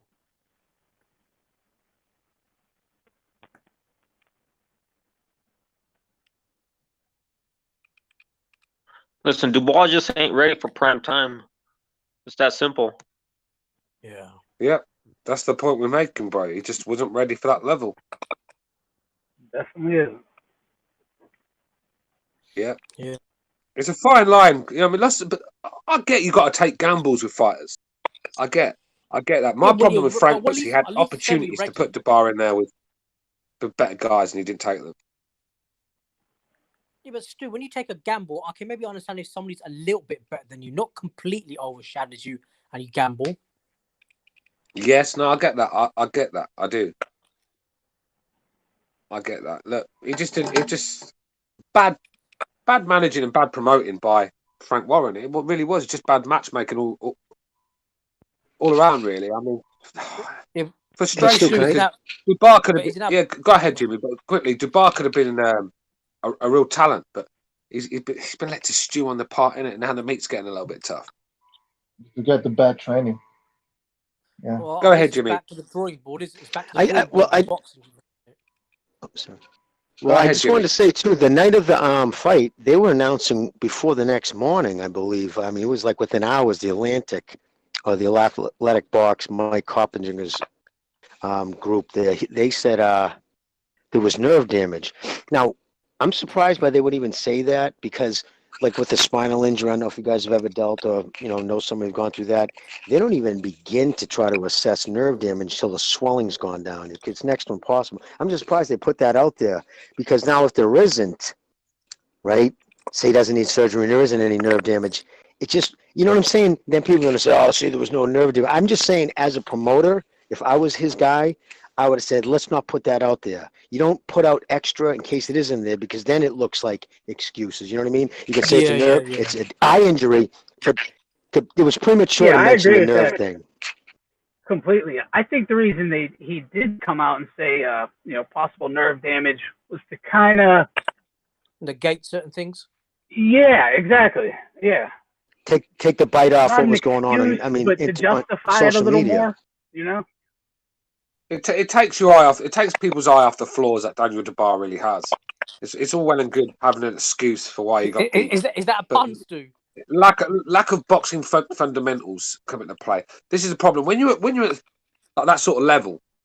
When the latter rounds come into play, it's the fundamental stuff that can keep you in fights and winning fights. Because when you keep in shape, even though you're tired, you're keeping in shape. When you get tired. This is what I'm saying. It's the fundamentals that come through, and Daniel Dubois doesn't really have them. Like Joe Joyce does. I mean, Joe Joyce just stuck with the jab and the right hand. I mean, even the right hand he wasn't throwing much, but the jab was enough. Just boxing fundamentals. Sometimes boxing can be easy. People overcomplicate the sport sometimes, but Exactly. They way overcomplicate it. That's what came through in the end. Boxing fundamentals and experience.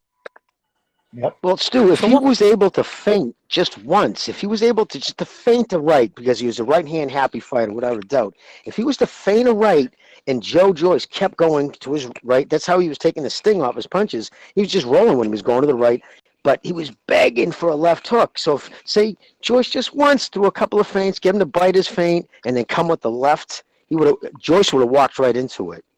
Actually, Tyson Fury is one for a heavyweight is one of the best feinters I've ever seen. Actually, he's an unbelievable feinter. That's what he should have been doing. What do you guys think's next for Joe Joyce now? Well, he wants Usyk, but I think Usyk's probably he's too quick and too young for him. You know what I mean? I know they're the same, similar ages, but Usyk, he's still fresh, isn't he? He's still fucking fresh. He had 12 fights at pros. You know, this guy. Yeah, he wants he's going to burn Joshua. out. Joe Joyce fights like he's had a long career. If you get what I'm saying. So I don't know, man. I think the speed could be a problem in that one. And Usyk won't be there for jabs like that. He'll be moving his head. He'll be dancing out, going to his left, going to his right. You got to make that kid a guy like that size. You got to make him work. You make him work for his punches. You know what I mean? Make him chase you, step down, go to his body, back up. Just keep changing shit up. But you got that kid comfortable. Someone like Joyce is very fundamental sound to the point of being almost, you know what I mean? Like that 1-2 kind of guy. You don't let him get comfortable doing that. And that's what Boy did. He just said, "I'm gonna, stand there and let you tee off with them jabs." Yeah, see, Usyk is going to be never slipping there. attempted to step around the jab. I think the Usyk is a style that probably Joe Joyce doesn't need to be around right now. It's just too slow for me to win that one. And this is not just Usyk. Just Usyk's still a world class operator. Whether you rate his performance against Chisora or not, I just don't see a way Joyce wins that fight. Maybe a Dillian White or a Chisora for Joyce.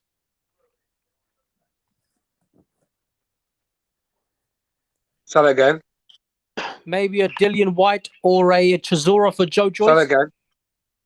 Dillian White or Chisora for Joyce. Yeah. I mean, I prefer that, to be honest with you. I think they're closer fights. I think that's a good fight. I mean, Dillian White v Joe Joyce is a good fight for me. That'd be the one I'd pick. With Chisora, I know Chisora is exciting and stuff, but when is enough, eh? I mean, how many defeats does this guy have to have before we say, right, enough's enough now, Derek? You know, he fouls all the time when he's got that, when he's given his opportunities. Yeah, well, he puts in a good show, but people yesterday on the show, people from beating Chisora. Oh, sorry. I mean, I don't know. I'm not sure. Yes, it's a step up. So. Yeah, yesterday people on the show were saying that apparently Joe Joyce is supposed to fight Usyk for the vacant WBO belt, if of course that belt becomes vacant. So I mean, anything else would be a step back for Joe Joyce, and he's 35. Yeah. So why do we need to wait? And why do we need to wait for this guy? No, we don't. Joyce is calling Usyk out as well, so Joyce wants the fight. I just don't think it's one he can win. But look, let's get it on. I'm not complaining. Stuart. Yes. he's blessed, right, to have a good chin and to have good power. There's sometimes fighters that are not that good technically. I'm not saying that he's not, but with those Yeah. two things, that's a blessing. Maybe I'm thinking of a Margarito or a Angulo. I know they're not heavyweights, but they're fighters that are rough and tough and can go far with those two intangibles. That's right. Yeah. Yeah, he's got that, but it's not gonna beat Usyk on points fighting like that. That's not gonna be enough. You know, he's gonna have to knock Usyk out. I don't see Joe Joyce being that massive puncher either. I don't think there's a lot. I think he just it's them punches. Each one he's landed is taken a little bit out. He just keeps chipping away. But there's still, if you get hit by 100 of them, they take their toll. If you get what I'm saying. But I don't think he's a one punch knockout artist. I think that's what you got to have to be to stop you to beat Usyk. I just don't think you're going to beat Usyk throwing jabs all night. I just don't. Yeah, if he was only faster, he would create explosiveness because he's heavy-handed for sure. Yeah, Thunderdome. How would you see that one going? Usyk versus Joe Joyce. Thunderdome around. I think the foot speed. Yeah, I'd have to favor Usyk, honestly. But Joyce is a big boy. He's a big boy. Long, stiff jab. That'd be interesting to see Usyk have to deal with that all night. Yeah. Maybe if Joyce would get a hold of him, start roughing him up a little bit, might make it interesting. Yeah, it could. Yeah, Joyce ain't gonna fall over. Joyce is gonna be there for that fight. I like that fight. Yeah, I don't mind that fight, to be honest with you. I don't complain with that one at all. Look, Joe Joyce is 35 years old. I agree with what Butcho said. When you're 35, you can't be old and around. If you're getting a world title shot, you got to take it. Absolutely. Jimmy, what about you, bro? How do you see that one going? With Joyce and Usyk, I'm right with you. I don't see Joyce winning the points, so he would have to knock out Usyk, I think, to win. I just think it would be kind of an odd. I think you could probably maybe not saying to go down in level, but more of a Dillian White or someone along those lines, because Usyk, like you said, could be trouble because it was just movement in his foot. His feet are going to give most heavyweights hard times. Now they already fought. Remember, guys, the Usyk and Joe Joyce in that World Boxing. What was it called? It was an amateur fight. It was like an amateur type of fight. Joyce was fighting for the Lionhearts, wasn't he? No, and who the won? World Series of Boxing. Who won that? I don't even remember. No, Usyk, I think Usyk actually stopped. I think Usyk actually stopped Joe Joyce. No, it went the distance. He won clearly. I think he went the distance. He won because he was lacking experience at the time. Yeah, I think he dropped him though. I know it's a long time ago. Long time ago. But yeah, I mean, that doesn't mean anything.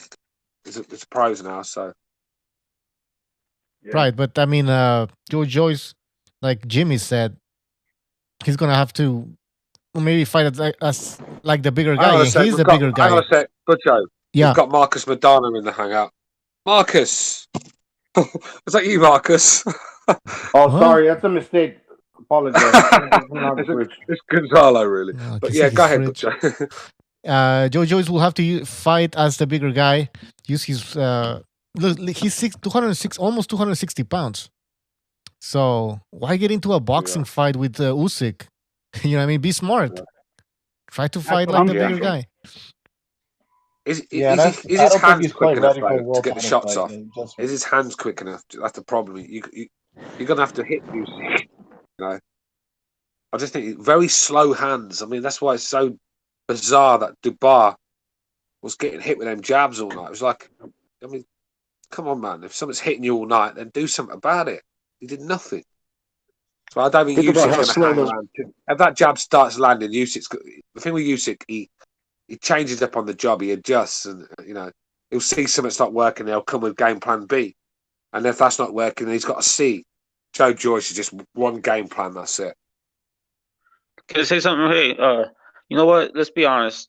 Usyk, he would outbox Joyce every single round. Yeah. Yep. It's just that it's a cat and mouse game. Does he get clipped?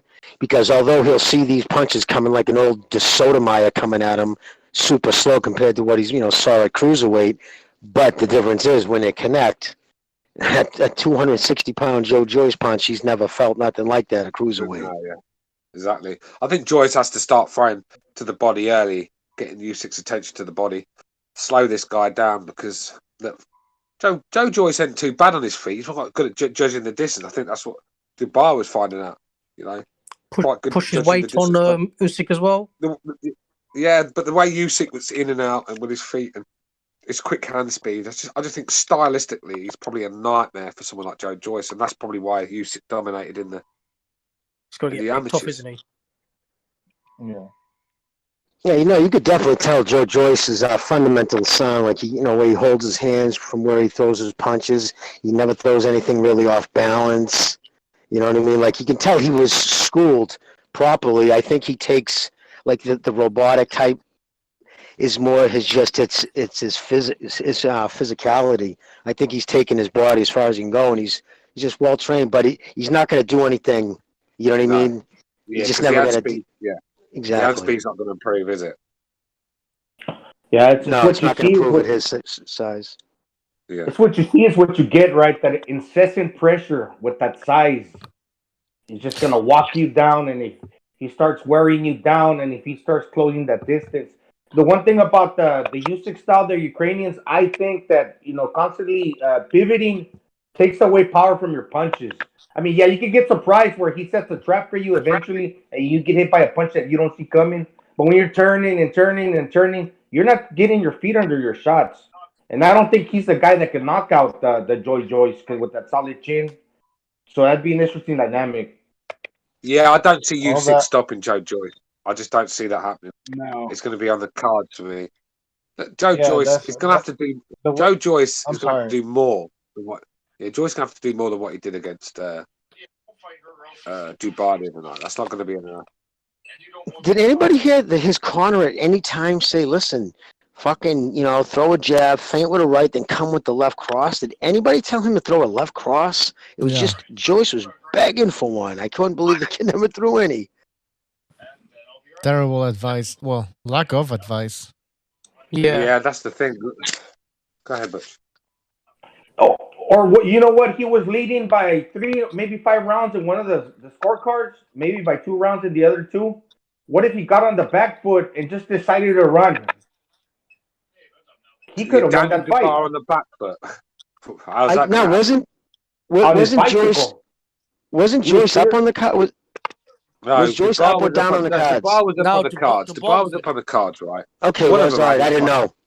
Yeah, but one of them had him like fucking 6-7 rounds up. I don't know what that was. But look, Dubois can't fight backwards. I mean, if you thought it was bad him going forward, it would have been even worse fighting backwards. You can't. The thing is, a lot of people say, well, just get on the back foot and run. There's not a lot of fighters can do that. There's a skill and an art to being a runner, although we hate it. You got to have good. You're right about that. You got to have good. Very tough, hardest things, Stu. 100%. It is because you got to have good footwork, good. You got to have good judge of distance, and you got to read shots coming, and you got to know which way to roll out of there and get on your toes. Yep. It's a lot. It's an art to it. Daniel Dubois doesn't have any of that. He would have got pieced up like Thurman, right? Like Thurman Stewart, where if he's going backwards, he don't know how to go backwards. That he would have been off balance. Yeah, because Keith going forward. Yep. Yeah, Keith's style doesn't suit going backwards. When Keith was at his best, he was a boxer puncher coming forward, letting off his combinations and getting these people out there in devastating fashion. I used to love Keith Thurman. I thought he was a really exciting fighter. But then he started going on the back foot, trying to nick fights and stuff. And that's when it became a problem. That's when these guys were starting to walk him down because he's not the same fighter going backwards.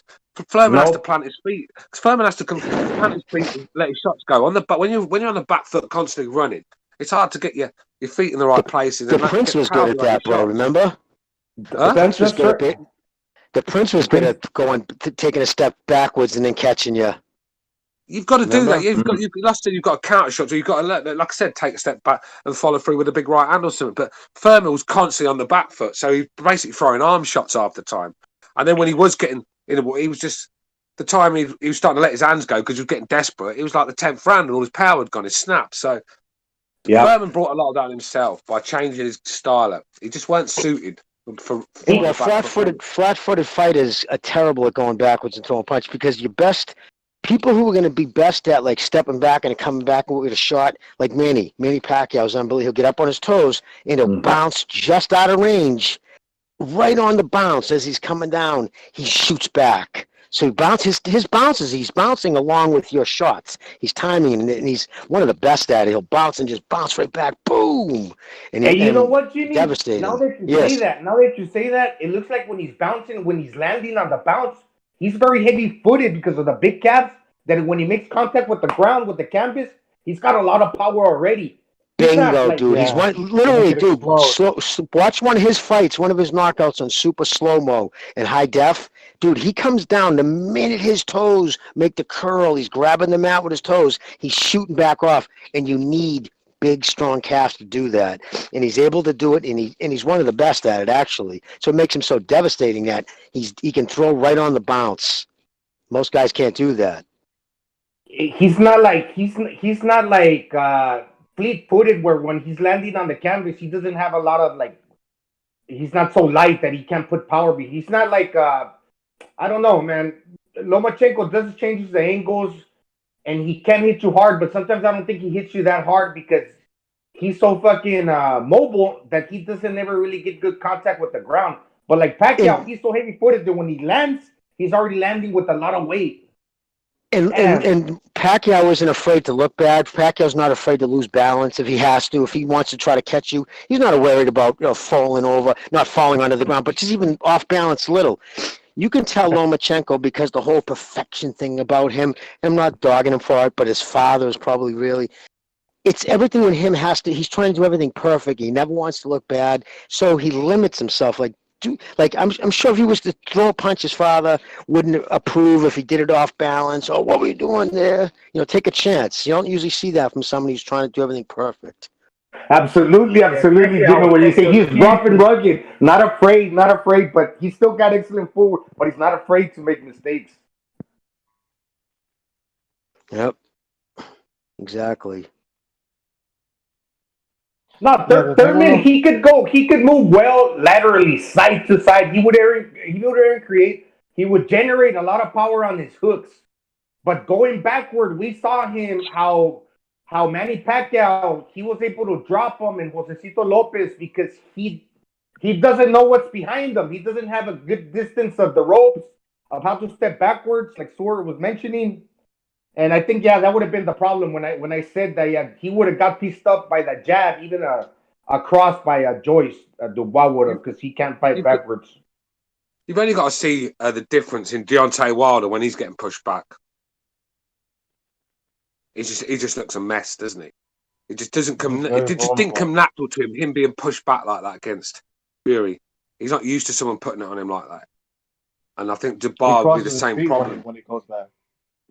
Yeah, like I said, you've got to be an all-round fighter these days. I think you've got to have a bit of everything. And the guys that come short, they get found out as certain things. And I think Dubois was found out for his lack of defensive skills. And it's all good. It's all well and good, looking pretty, blowing these cans over. But what happens when someone stands up to your punch and starts throwing back? And that's when you see so many fighters. When you see the real character of these fighters, you'll see the real character when they're pushed into deep waters. I think it's good for every fighter. It's always good for a fight to be in that one war, before they get to the top. Always helps. And you know what I actually like about what the outcome when you pitted these two guys together and one had to lose? Yeah, Triple D gets to move, gets another opportunity, but it's not going to be like a cherry pick. It's going to be somebody at a crossroads to see if he can move forward and still continue being that guy that we thought he was going to be. They're not going to put him that easy. Not that soft, but not that easy, right? Because he's going to have to prove himself still. If he's that guy, he's probably have to face like a Kalnaki or somebody. This is Daniel Dubois, I think. I don't know.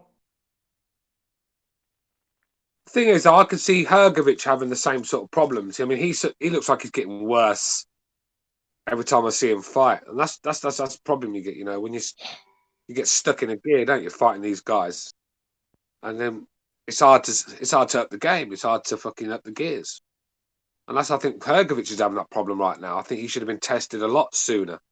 And I think he's starting to go through the motions himself. And don't be surprised if he's on the end of a beating soon. You got to keep these fighters sharp and hungry. You know, can't be letting them wait 6-7 months to get a fight and then just feed them a cannon fodder and then wait another 6 months to get them someone decent. A year's a long time in boxing. Form comes and goes. Form's not a permanent thing in boxing. You've got to take advantage of boxers when they're in their form. When they're fighting the best. Even guys with 10 fights are fighting 2 times a year. They should be fighting 4, 5, 6 times a year. You got to stay fresh, man. Fighting. Listen, going backwards, like you said, finding the ropes. If you're not even in a ring enough, never mind. Some guys will fight in a 16-foot ring and then a 14. Like they don't even care about shit like that. Listen, like that's important. Like I'd always want the same size ring because is what I spot in. That way you sense it. You know what I mean? Like these guys they don't push it. And then I'll tell you right now, I see a lot of people on Twitter, a lot of fighters just ripping that kid, Logan Paul or whatever, the YouTuber, right? My thing is this, dude. Maybe if you motherfuckers were doing your job and giving the fans what they want, these YouTube kids wouldn't fucking usurp the sport under you and make more money than you. I said exactly the same thing about before you came on. I said, look, don't blame me. Yeah, don't blame. I said exactly the same thing. Go back and watch it. Don't blame these YouTubers. No, I believe you, dude. You and I think a lot all the time, anyway. So it's not surprising. Because it's facts. That's why. The fact is, if boxers were doing their job, putting on boxing promoters doing their job, putting on the right fights, then there would be no places for Jake Paul or some fucking ex-basketball. Fans wouldn't be hungry for it if you satisfied your appetite. Even Mike Tyson, Roy Jones, I don't have a problem with that, right? I mean, look, it was not nice. It wasn't great to watch. Far from the best, them two guys, but I've got no problem with them trying to make a few quid. They deserve it. They've done enough for boxing to deserve that. I don't mind that. But when you've got YouTubers... Did you hear Mike Tyson's comments after the fight? When you've got YouTubers stealing the show and being headliners of cards, when you've got Billy Joe Saunders and Devin Haney on the same card, embarrassing, isn't it? It really is. Well, Mike Tyson said that, dude, after the fight. He says, listen, I know a lot of people are talking shit about these guys, but hey, fucking this sport owes these guys. They're keeping boxing in the forefront, at least being talked about. The fight is sure on. Yeah. Well, they're bringing more new faces to boxing than the fighters are. That's for sure. I mean, look, how many people? Can you imagine if you're new to boxing and you tuned in to watch Jacobs Rosado? Would that leave a taste in your mouth where you think, well, yeah, I could watch that. I could watch Danny Jacobs again. I love watching that guy. No, you don't. You just think, what the fuck have I just watched? Rubbish. And that turns people off. They've got to be able to turn on and see a fight that's worth watching. Danny Jacobs had a chance to make a statement, go in there and blow Rosado away and go and call for the big fights. Even now, he just went through the motions, didn't he? 50% of what he's got. And even worse, then he made excuses after. I know. That was even worse. I didn't take him serious. What excuses? Jake Paul was the highlight. Jake Paul was the highlight of that fucking weekend. That knockout. I mean, that was the best knockout of the weekend. But come on, man, that's where we are in boxing right now. Yeah, Jacob sounded like Deontay Wilder now, man. Before it was the weight. At 60, people were making me rehydrate. They were giving me weight clause where I couldn't rehydrate to where I felt good. Now at 68, there shouldn't be a problem with rehydrating comfortably to where you feel that you're going to be at your best. Now it's that there's no crowd. It's always something with that guy. Dude, and listen, I've said it. How many times I've said on this show alone, dude? I've been saying it since the next round. Daniel Jacobs, a great kid, whatever. He's a nice kid, but dude's not a fighter. He's an athlete who used boxing to make a payday. Listen, he's not a fighter. Like, Daniel Jacobs wouldn't be in the streets throwing hands. Teofimo Lopez would probably be doing fucking bids every other year up in county until he's in his 30s and just beefing in the street. He's just, some kids are fighters. Some dudes want to fight. Jacobs is not. Yeah, but the thing is, I get that, Jimmy, right? But Jacobs has proved that even though, like you said, he's not a fighter, he's still a very good guy at now. I mean, it was close to me, very close. Agree. That's what I'm saying. All he had to do was give it a little bit more. And this guy, the world was his oyster. Look, he didn't leave it all on the line against Golovkin. I felt he could have won that fight if he'd have let his hands go a little bit more. It's the same with a lot of his fights. Failed to deliver against Canelo. You know, Hey, Jacobs. My theory on Jacobs. I think Jacobs is a very good talent. I just don't think he gives his best. He doesn't seem to give his all in there for me. He just never does. What I say about him is Daniel Jacobs always does just enough to lose. That's a great point. That's a great point because this is the thing. I mean, he's very talented guy. Look, he went the distance with Golovkin, so he can obviously fight. Whether he's a natural fighter or not, this kid's got talent. You don't survive Golovkin if you ain't got talent. And for me, very close to winning that fight if he'd have just done a bit more. So if he was mean, but like you said, if he was mean, though, I think. Oh, I'm sorry, dude. It's a delay, so that's why I'm trying to catch you. Yeah, but it's just like you said. It's just he seems to know how to throw a victory away, doesn't he? You know. Yeah, exactly. If he was mean, he would have went and pieced that fucking kid Rosario up. And the fact that he was angry with him going into the fight, but just didn't pull the trigger, is something that's just a killer would have went there and beat that kid's ass. He was blessed with good power, with speed, with timing. He's got good timing. He's got good footwork. He's got length. Like Kelbrook, dude. Jacobs could go. I'm telling you right now. Go to do a game of pickup basketball. He'll dominate. Probably a natural born fucking baseball player. He's just an athlete. Fast twitch fighters, round muscle bellies, natural athletic speed. Yeah. At the same time, you don't have an in-the-ring attitude. Hang on a sec. I need to get involved with this one. We've got a typical fangirl Golovkin supporter in the chat crying because I said that Jacobs could have beat Golovkin. Didn't stand any chance against Golovkin. That's funny because we'll go and watch the fight again. That was a close fight. I mean, yeah, Jacobs was making a comeback. I don't know Golovkin beat Jacobs up. I don't know what the fuck you were watching. He won the fight, but it wasn't a clear. It was close for me. I thought Jacobs could have given a bit more. That was my point. Canelo weren't good enough. I know that. But the Golovkin fight, I thought he was in that fight all along. Let's be real. A lot of people had Jacobs winning that fight. A lot of people. So, not for me. But this is what I mean about Golovkin fangirls. You just can't question any result of his. You can't question his ability, his resume. You fucking people are pathetic, man. Really are. You're just like the LDBC, a cancer. That's what you people have become. And I can't wait for this guy to get knocked the fuck out. I can't. The day this guy gets knocked the fuck out, I'll be coming on here hosting the show. A 4-hour show celebrating with my champagne. Because of you clowns. I used to like this guy. You guys turn me against Golovkin. That's what you've done. And you've turned a lot of people against him. Jacobs is a good fighter, but he's kind of one-dimensional. Because what he did against Golovkin was fight from the outside, fighting scared, and not changing that up to do anything different. That he kind of left that on the line right there too. And with Canelo, he decided to start off too late, similar to like what Lomachenko didn't do. And then when he picked it up, that wasn't enough. And against Jacobs, he tried doing the same thing over and over. And even with that one thing that he does know how to do good, he gets bored and he decided to switch up to lefty. But then was getting tagged up. So instead of continuing doing what you do good and staying consistent with that, he didn't do that. He couldn't figure something else out to do to be like more creative. He's lacking creativity in there.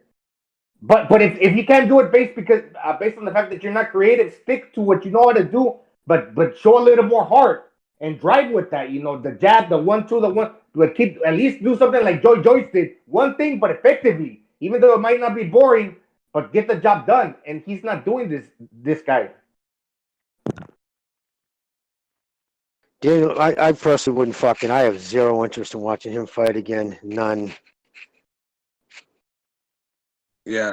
Bit like my opinion on Golovkin right now. These fans, they're having a little crack in the chat, getting hurt. I'm sure they're going to get really aroused when he fights that bum in a few weeks. You guys are throwing a party celebrating Golovkin's mighty win. You guys, man. Hurry up, Matai Golovkin. Hurry up, please. That's my problem with Golovkin. He's good, but he's 37. He should be taking advantage of these last years he's got to face world-class competition because it's only gonna hurt him. The older he gets, when he does get pitted in against a tough guy, he's gonna be that much older. So why not for your legacy's sake, try to take the tough fights out while you can squeeze them in, while you're still kind of not young, but you still might be able to pull it off.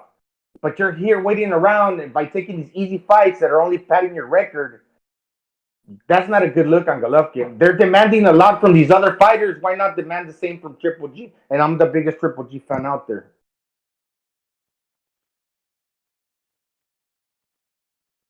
I don't care, Sonny. I don't care what you saw. I know what I saw.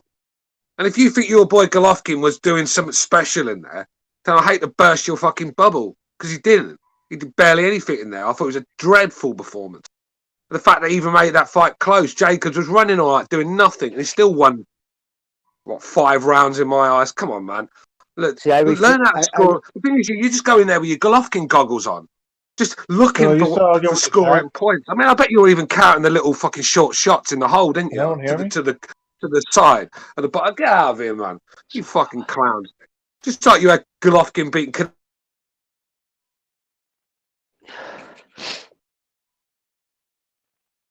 Hey, can anyone hear me? Yes. Yeah. I'm like, still you arguing with the chat again about Golovkin? Man, forget those people, man. They're too blind. They're to see that this guy is just phoning it in for the money. Same thing with Jacobs, man. They're just cashing their checks, and that's it.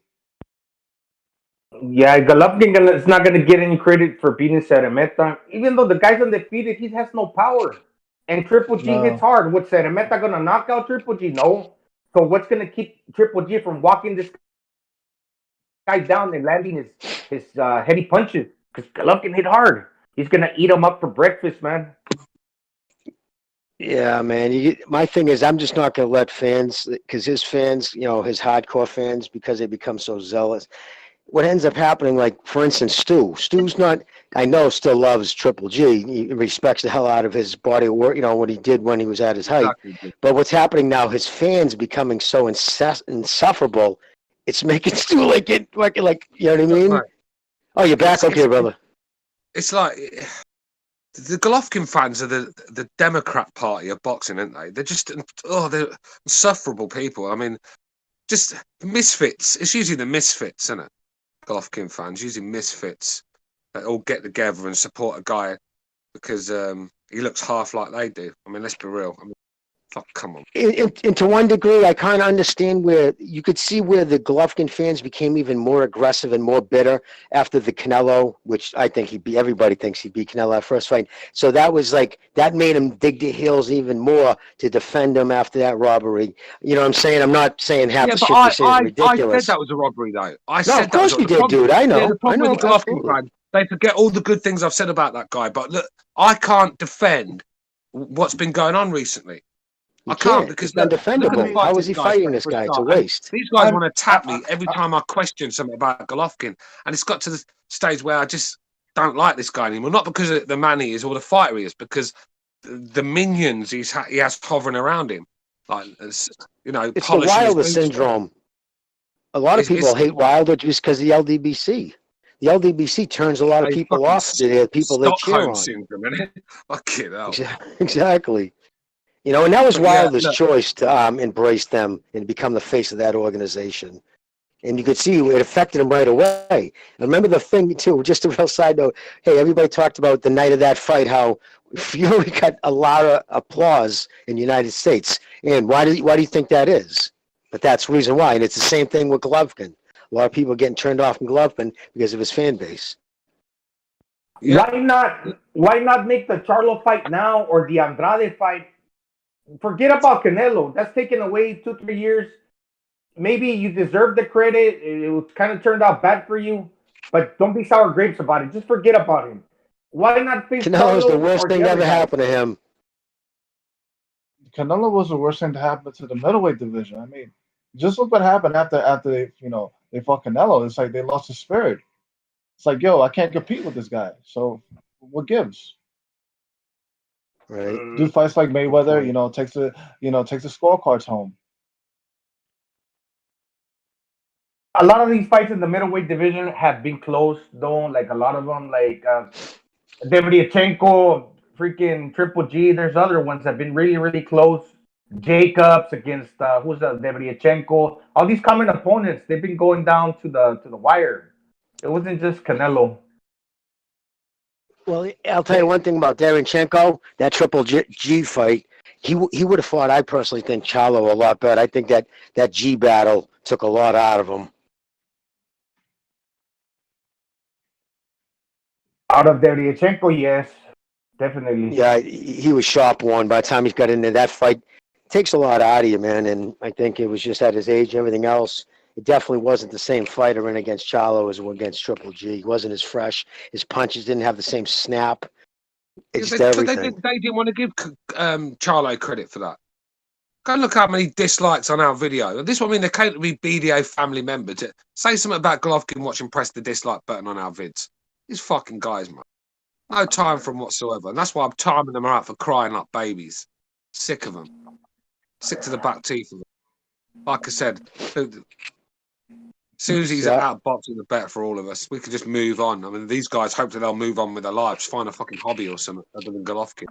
But yeah, I mean, I'll not personally never forget at his height when he was in the height of the knockout things, going down to Madison Square Garden. It was great, man. It really was. It was an event because you knew there was a knockout coming. It was good boxing, good kick, and no matter what happens, I'll never. You know what I mean?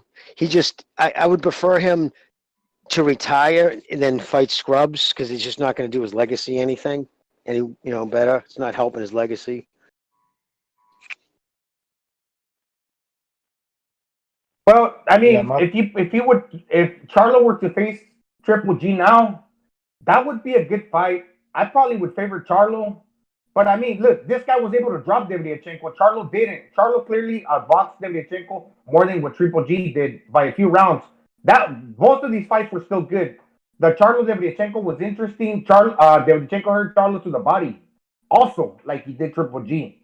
So I mean, Debriachenko gave a spirited effort, and the two fights where I mean, if he would face Charlo against Golovkin, that still would be a good fight. But have it happen now. Why keep extending this while Triple G still gets older? Look, I look if he can fight, Charlo or Andre, you're sure as hell not gonna get Canelo, of course. Why not fight like a Mafe Corval, somebody decent at least, live body. But no, this guy's, the zone is also at fault here because they overpaid him also, to fight all these, debutantes and fucking, journeymen. It's like, come on, you're not gonna gain any new fans. You're just gonna lose them. Yeah, and I'm not sure that Triple G is the one ducking these guys. He got a belt. I mean, I don't know if he's called out fucking Charlo in the past. I know he has Billy Joe Saunders. One time long ago, Saunders didn't want to fight him. Later, now they're trying to blame it on Triple G that the second time around, many years after, that they didn't want to face him. But it's the promotional companies, and now that now it's his wife. He's still got Tom Loeffler. But they're sitting good with all this money that they've made. They're not trying to really push them like they were a few years ago, where they were doing anything. But they invested a lot within that Canelo Triple G, that fight and those two fights, that they weren't looking at those names. But now they should still continue doing it for his legacy. Charlo, Andrade. But I can't really say that Triple G's the one ducking those guys. And why do these guys don't step up to the plate and try to get his name on their resume because he's old and he's still got a belt? So there's two sides to blame here. Can I also bring up a question? How the hell did Tom Loeffler get into this business anyway? I think it was the Klitschko's a long time ago. He's always been in boxing, man. I don't know. Cause Gonzalo, can you hear me, I just felt like Triple G was just poorly promoted by him. Really low. Just this comment that you made. I'm sorry, Virtuoso. Yeah, I can hear you. You can hear me right now? Yeah. He started managing Obacar back in the day. That's how he got his foot in the door, but I don't know how that came about.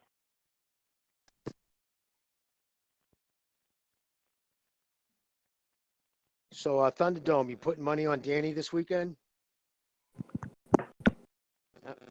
No, nah. I like the fight though. I do. I should have put money on Joyce. I don't know why I didn't, honestly. But yeah, no, I think Spence should pull it out. I think in overall skill, they're kind of comparable, but Spence is just naturally bigger, so it's kind of the big man versus the little man. Spence should win. All goes to plan, as long as he holds up in the accident and take too much out of him. The accident, I think it'll affect him if he had white tissue damage, meaning shoulder, elbow, some kind of joint thing that would affect it. Because if he hit his face, or got some teeth knocked out, that's no different than fighters. You know what I mean? You get punched in the face, like equivalent to car wrecks, anyways. But it's the damage will be if he fucked his shoulder up or something. Yeah, tore some ligaments or something. Exactly. White tissue damage will always be the most dangerous effect. If any, look, I'm going to make it clear. I know I was giving a bit of banter to the Golovkin fans. Look, Golovkin's a very good fighter, world-class operator, but very overrated by some people in this chat. And their fans are quite abusive people, so I like to give Golovkin a bit of stick because of that. And I've been enjoying doing it. Let's just say that. But I'm not stupid. I'm not stupid. I know this guy's a good fighter. I'm just disappointed in him.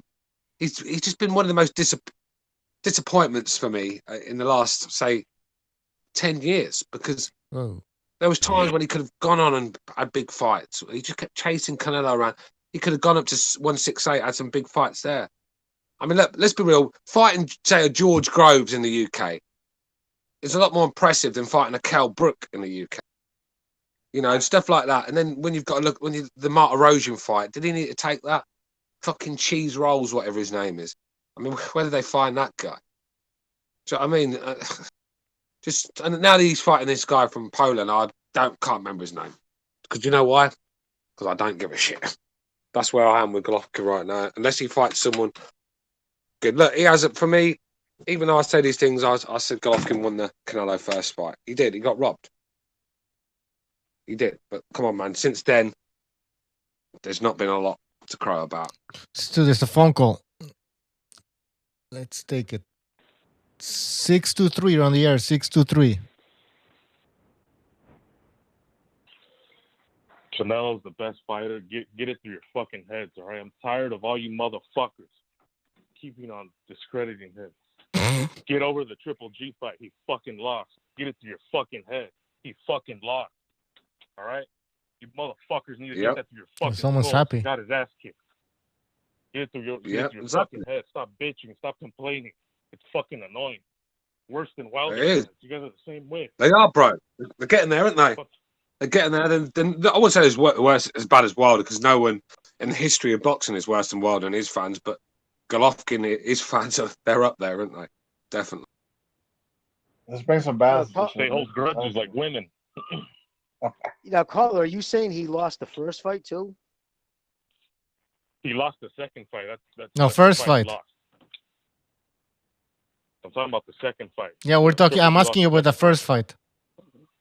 Oh, the first fight I thought Triple G won, but the second fight he lost. Okay, he's fair.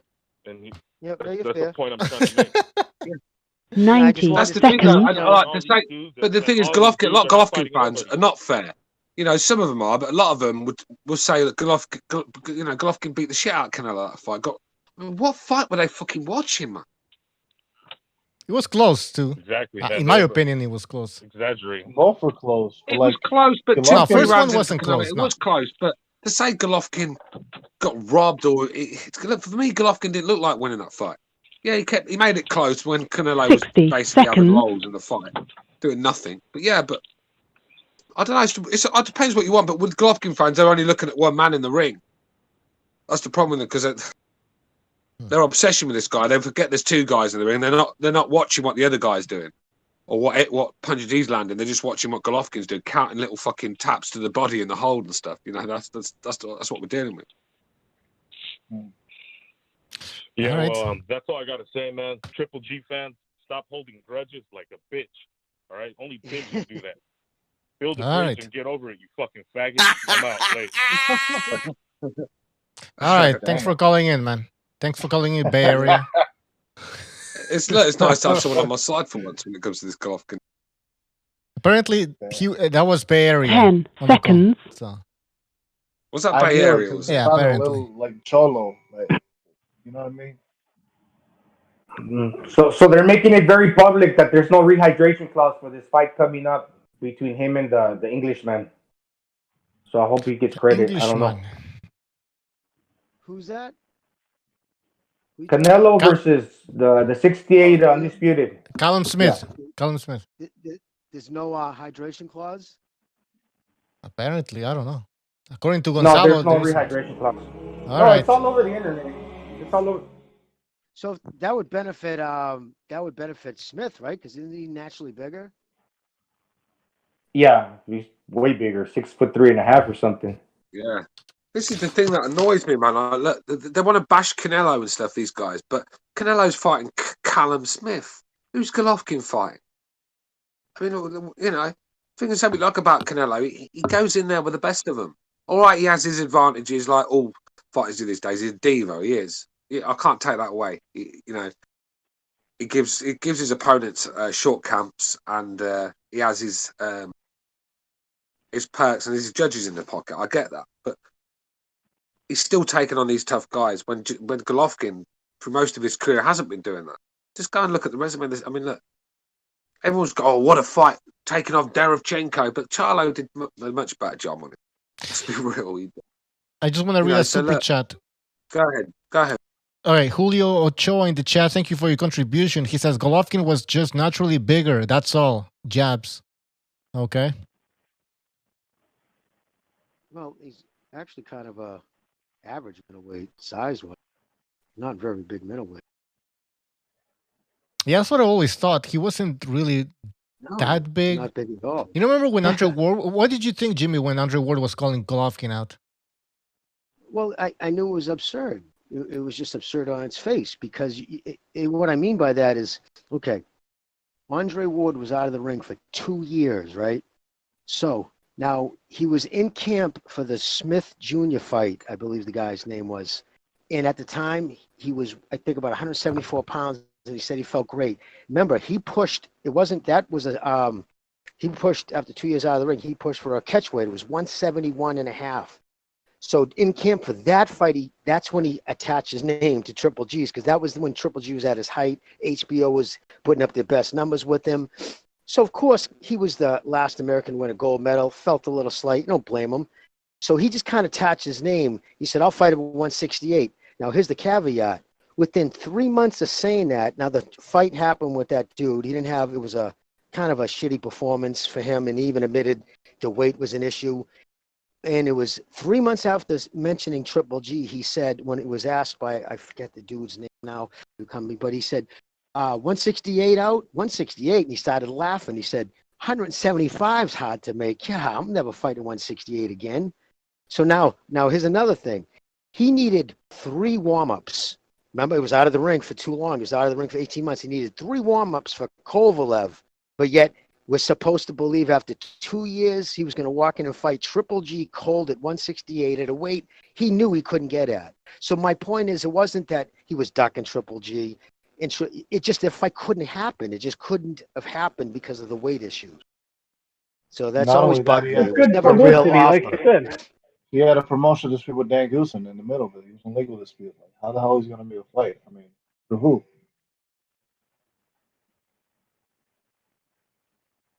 I'm sorry. Can you guys even hear me? Is these microphones even working? I can.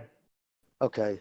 Yeah. So, but did somebody? Yeah, ask I'm dropping I in thought and somebody out. asked me- I'm dropping because I'm doing something else, so I'm going to be quiet. But yeah, no, that's the whole thing. But that's my whole thing at that. Remember, he needed, it was 3 warm-ups for for Kovalev. He ended up getting 2. He tried to get 3 out of it. And as we both know, I mean, everybody knows, including people who spotted both Kovalev and Triple G, and they've all said Triple G hits harder. So you're not going to fight a kid who hits that hard, weight trained, because another thing too is just remember who we're talking about. Has Andre Ward ever done anything that wasn't beneficial for him, including from where he fights, the judges, the size of the ring, the thickness of the pad of the ring, which a lot of people don't realize makes a huge difference. In the type of gloves. Exactly, dude. Thick floor makes you sluggish. You want a thin, bouncy. He controls how. Even when you tighten those the springs onto the mat, that's they pull it over and they tighten it down. You can get that thing where it's like almost like a trampoline. You don't want that for somebody who you want him sluggish. You want a thick pass. So he controlled all that. That was in his contract. So here's a dude had to control every facet of a fight. Was suddenly going to go in cold after 2 years on the shelf at a weight trained. Please, wouldn't have happened ever.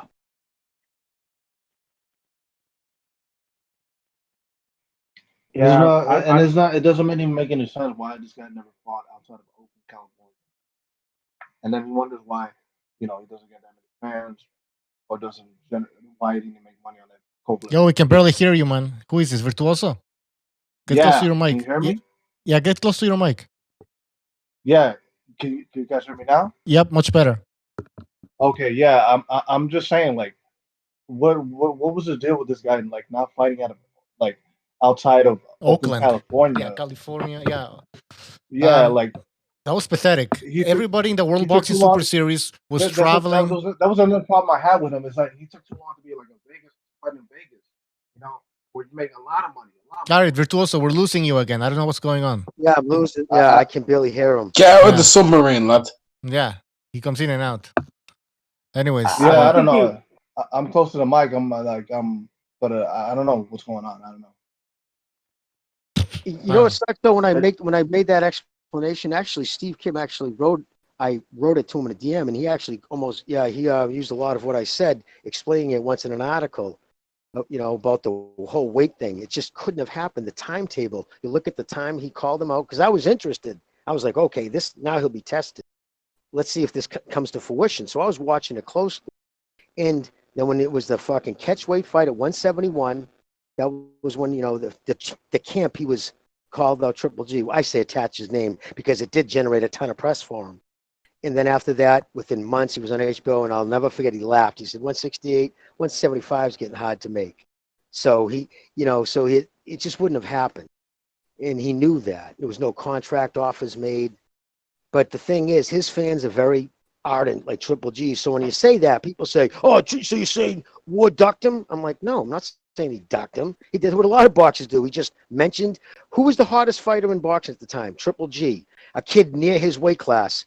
Bang, he added his fucking name to him like that. It was a smart thing to do, actually. But to take it now, people have run with it where Triple G fucking ducked Andre Ward. It's laughable. He didn't duck him. That fight couldn't have happened. It's like when Ted Dawson went to dropped. 175. What's that? It's like when Ted Dawson dropped from 75 to 68. He got sparked out, right? Was it by Ward? Yep.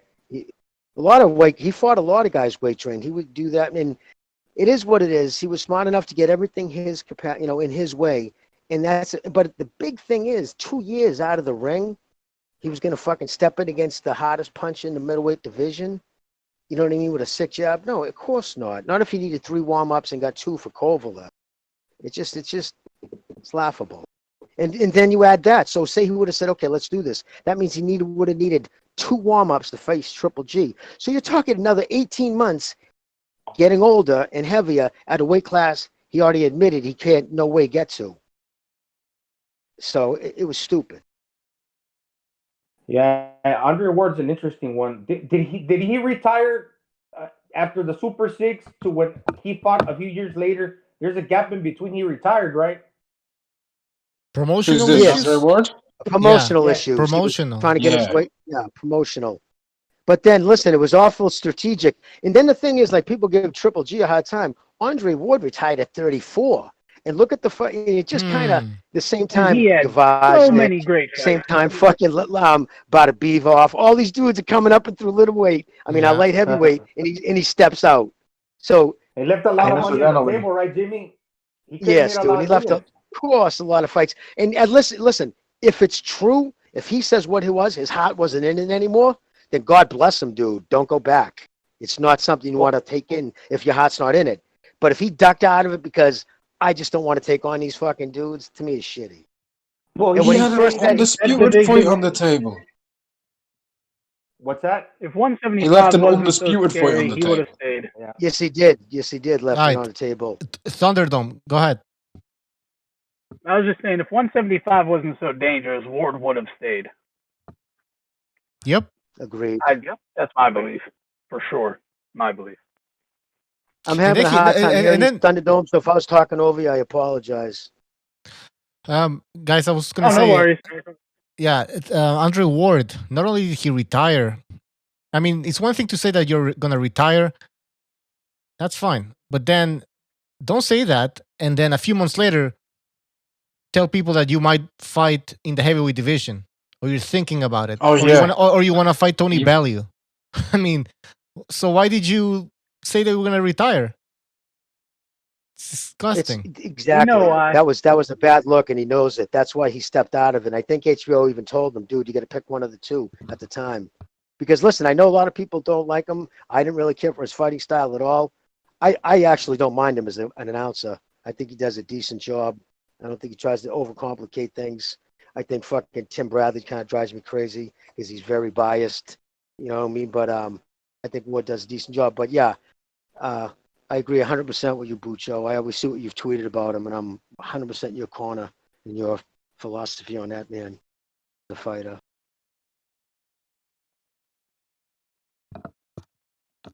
But he was a cerebral fighter, though. I'll tell you, he was very smart, and he did what dirty. he knew what to do. Yeah. Hawker. Go ahead. His resume's not that great after he came back and fought the Edwin, what's his, Rodriguez versus the world. Aside from the Kovalev win.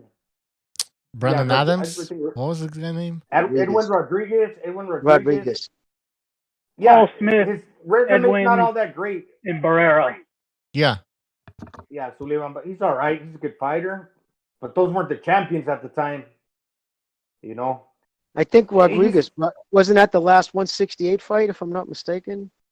It's a Puerto Rican kid. The guy, a twin brother. Oh, yeah, he's from Worcester. He's from my state. Yeah, I think so too, Jimmy. He's from where you're from. Yeah. Actually, yes. Yeah, I always felt like Andrew did you ever feel like as if Andrew Ward's career somehow was incomplete, considering he was an American gold medalist, and you really expect a lot from Olympic gold medalists from the United States? Well, I think the bank spoke. I mean, listen, fans, that can be almost measured, dude. That's almost a subjective, not even an opinion, because look he's an American gold medalist, articulate, handsome, well-spoken kid. That should have been gold, right? But all of a sudden, he can't sell half the pay-per-views of a kid from Kazakhstan in his own country. I mean, Triple G and Canelo, a Mexican in Kazakhstan does $1.3 million. He fights Kovalev, you know what I mean? At the time was just to boxing fans, right? Same thing level. And it did 150,000. That's crazy. So crazy to think an American versus a Russian only did 150K when that's like the most spoken about rivalry in boxing history was Soviet versus America. Exactly, brother. That spoke volumes to him, and from what I said, it humbled him. From what I was told, it humbled him a lot. He even said that. It made him really think about how he handled his career. You know what I mean? Let's see if he stays humble. Because he realized he fucked up. He spent too much time reneging on a contract he signed, which is I never take the fucking side of the person who did the reneging. You know what I mean? You're a man, dude. You read your contract. You had a lawyer read your contract. You put your word to it, dude. You signed it. Play it out. If it's 2 years, go 2 years. Exactly. When I just, same thing with Mickey Garcia. Dude, you know you signed. All of a sudden, wow, I knocked out a couple of, wow, people really like me. I can make more money. Pay me more. What do you mean? That's not what we signed. Well, I want to get out of this. Fuck you, dude. I have no respect for that shit. Yeah, well, why did he behave like that? He really thought he was special. And, just calling yourself son of God kind of like shows a little bit of arrogance from his part. But that was disgusting. And the way Max Kellerman talked about Andre Ward was also disgusting, man. Like, as if fighting Kovalev a second time was all you needed in a career, and then you can just retire after that. It doesn't make sense. There were other boxers in the division at the time. He could have stayed at least a year, at least longer. undisputed fight on the table with him and Adonis, bro. Better, yeah. Dude, he wanted not. Listen, he He fought. ran. Plenty of guys. He ran away. He ran. He ran. Let's just put it out. Yeah, He because retired. it's He ran. mandatory for the IBF was Arthur Beterbiev. Yeah. Exactly, dude. He wanted nothing to do with those. Look at words. here. Like, All nothing his to do with Mandos that. were killers. He didn't want none of them. Yeah. Dubois was coming up. Usyk was coming up. Beterbiev was his Mando. You had Adonis Stevenson, massive puncher. And everybody knows, dude, if anybody doesn't believe that fucking Kovalev's trainer wasn't feeding information to James Price, you know, Kovalev's, Woods, man, his manager, because they're tight, I guess. And the fact that we find out now how much he hated Kovalev, you know, he was telling him the body, the body, the body. That's why he went, he just came out of the second fight going for the balls in the gut. That wasn't by accident. You kidding me? What about the Jackson guy, the trainer? Oh, of course. Yeah, I wouldn't even doubt absolutely. Jackson He was feeding. screwing with Kovalev in their camp. Yeah, he was feeding Price everything, telling him when he's out drinking vodka, because I guess he was drinking. He's a pretty heavy drinker. Telling him to go to the body. This kid can't take any body shots. I mean, it was so obvious. But what else could he have told him? What else could he have told him that really changed the course of the fight? A lot of things. Nobody will know your weaknesses like your fucking trainer.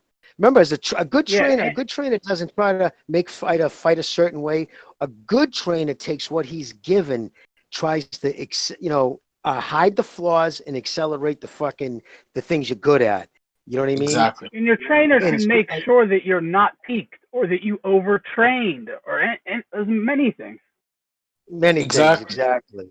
But I'm sorry, brother. Go, bro. No, you go, bro.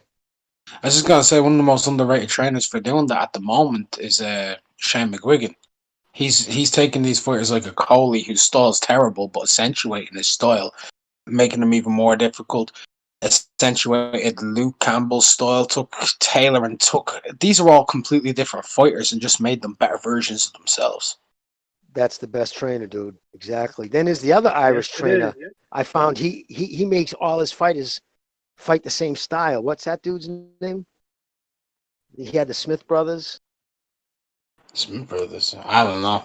No, the trainer. He won trainer of the year back in 2015. Oh, he's not Irish. Joe Gallagher. He ain't Irish. He's I'm sorry. Okay.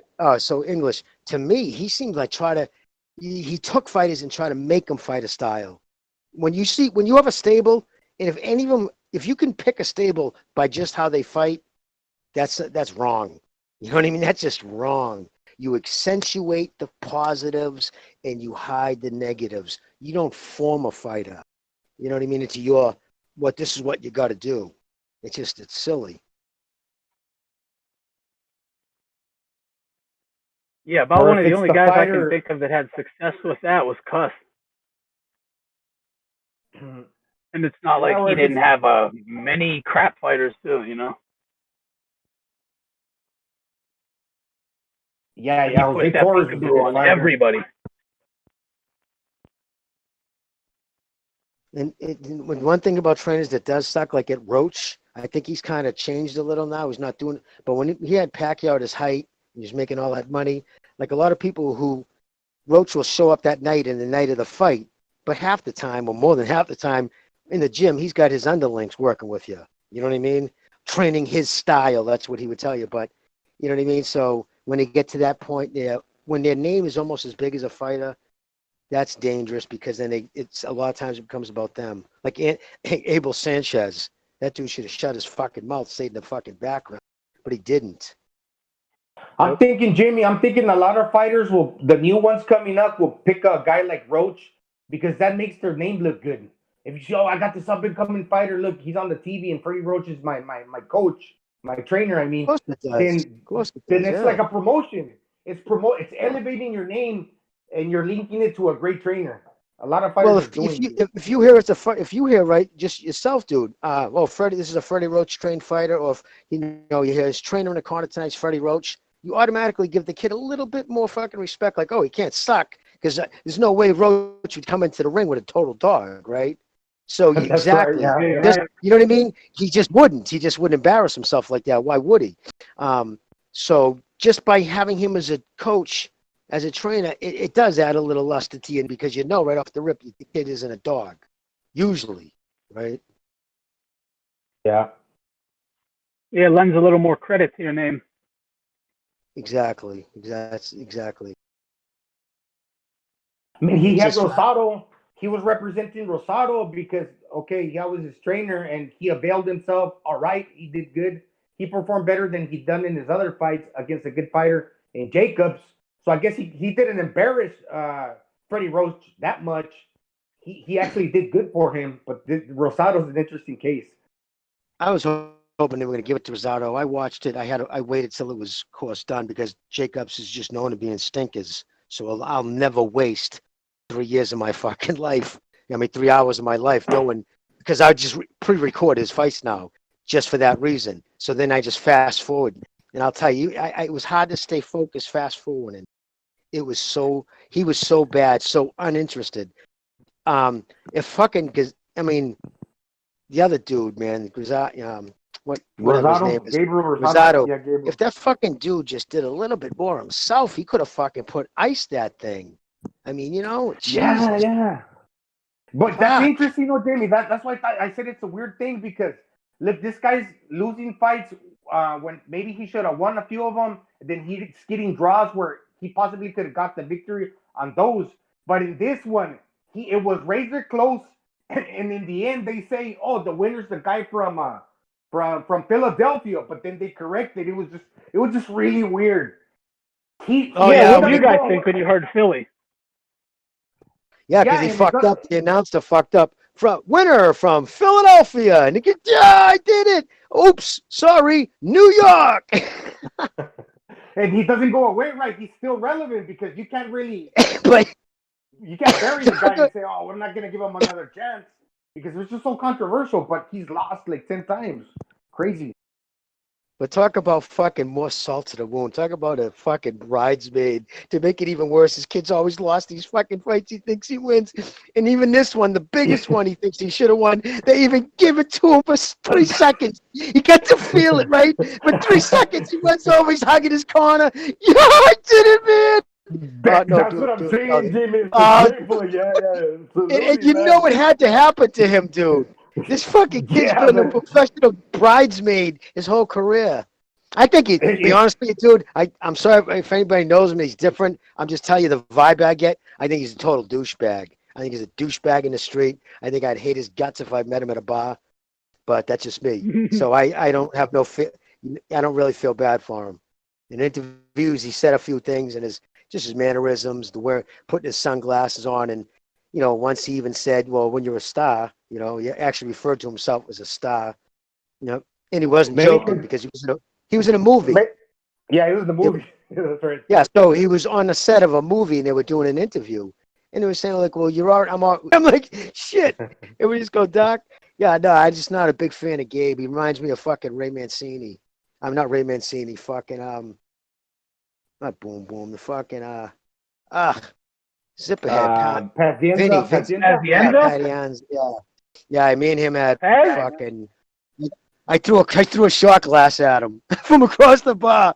Oh, yeah, me and him fucking didn't like each other. But you know what? He could be a super nice guy. It was in a bad time of his life. He's fucking going out with a stripper, love with her. He was her manager, so he was there every night, banging lines, getting shit faced, and he was fucking in my girl's club. My girl's father, my girl's fucking father owned the fucking strip club, Max Twos. So I came and went as I wanted. I didn't stand in line. I came in through the side door, walked up into the DJ booth, went into the back. This is what pissed him off. I walked right past him, and I went to the back. The back room was to the right. You could have went to where the girls got dressed. To the left of the offices. And he didn't know. So I just went, and hey. And it was just, as I walked by him, and the fucking, guy was like, "Hey, nah, dude, he's cool." So, but, dude, he was just cocky as fuck. Like, unbelievable. That's the guy that was with Kevin Rooney that got into an accident but came back, Jimmy? Yep, broke his neck. Yep. He had to wear a fucking, which is crazy, man. I got to give him props. And again, like I said, I'll admit it was a bad time in his life. You know what I mean? I'm sure, and when I read shit about him, he even admits. drinking and drugs, which is almost part of the course for fighters. And he's a Then type A what? personality, and Also, wasn't he like a welterweight, Jimmy? Then he yeah, came back, and when welterweight. he came back like really, really bigger. That's kind of unheard Yeah, of as well. Yep. came back like I think 160. But he's like, Yeah. I'm a Crazy, small man. dude. I'm a smaller dude too. I'm only 5'8", so, but it's like I'm not a punk. So he wasn't used to people stepping back, and the people there would tell him too, like, "Fucking Jimmy won't hesitate, dude. He's not your boxing thing ain't gonna no."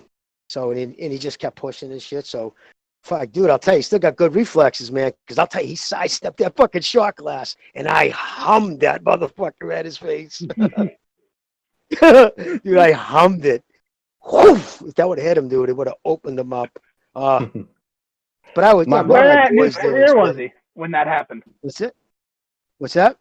Where at in his career was he when that happened? When your encounter with him? 1990 fucking 8, 97, or 96, between 96 and 98.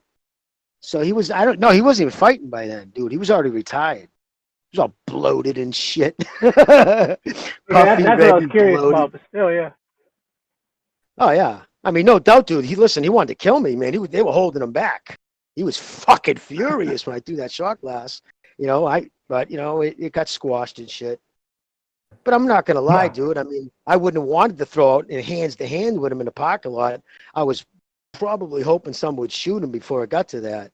He just kept pushing the issue, huh?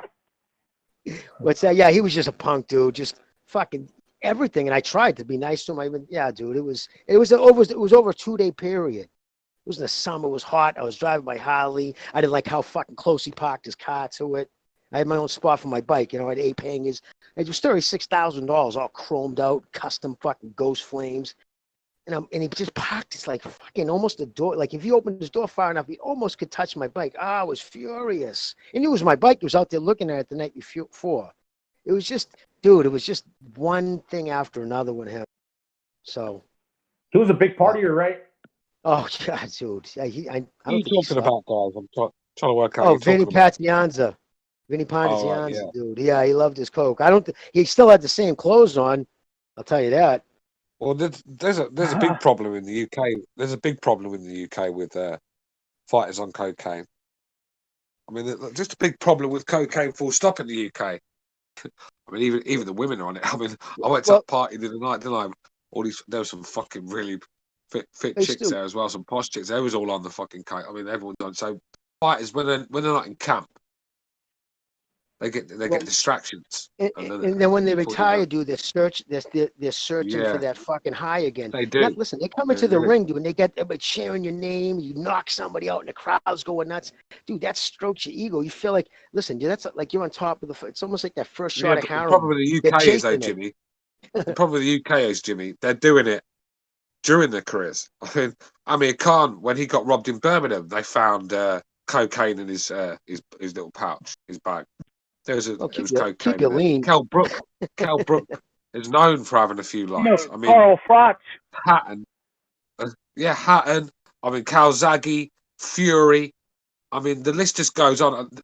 Mostly Kevin Mitchell, another one. Fucking a great talent. He was tipped to do great things in boxing, but the cocaine and the alcohol took control. The problem is massive. You know how many fucking great fighters we never even heard of because of cocaine? The cocaine took them mate, before. I know. Look, I wouldn't be surprised if fucking David Hayes on it. I wouldn't be surprised if they've all had a dabble, mate. Maybe even Josh Taylor. I heard a rumor that maybe he was on that when he got most of them. If I was to guess, I would say most of the fighters in the UK like to have a few fucking Colombians now and again.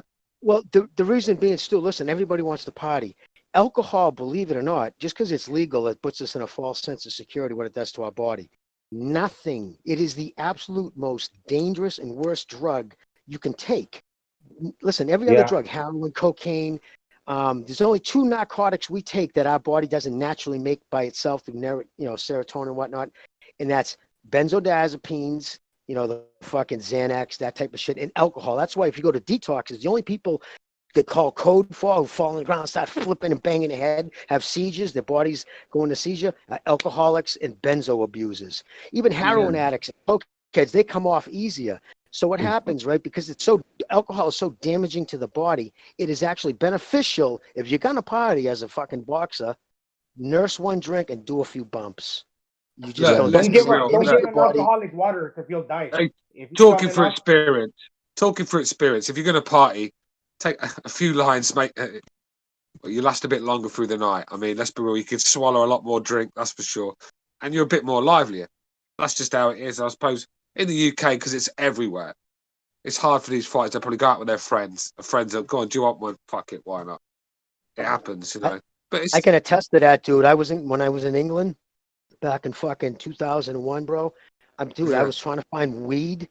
Everybody, I'm like, hey, can I buy some weed? You know, I'll get you some coke. Everybody I could have bought a kilo, man. Everybody had it's coke. fucking Nobody had everywhere, weed. mate. It's everywhere.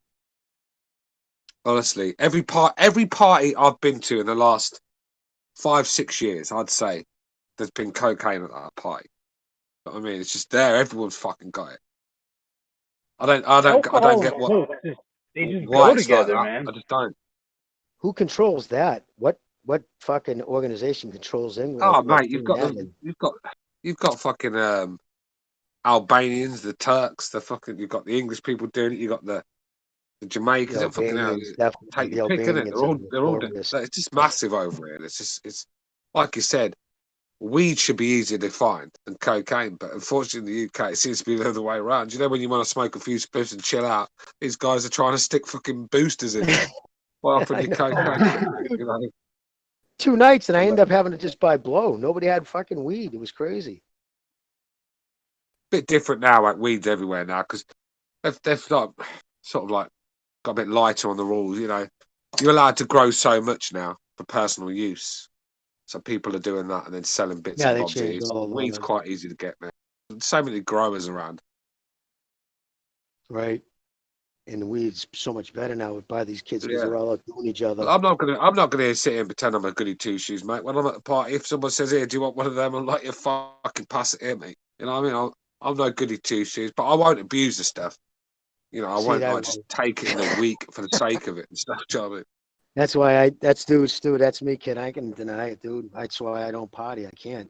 I don't do it in safety anymore. No, dude, I can't. I don't stop now. It finally got a hold of me. You know what I mean? After just years of it, and then you did once I start, you grow out of things. Yeah, of course, man. I mean, look, there's going to have to be a time when you say enough's enough, isn't there? Do you know what I mean? Yeah, dude.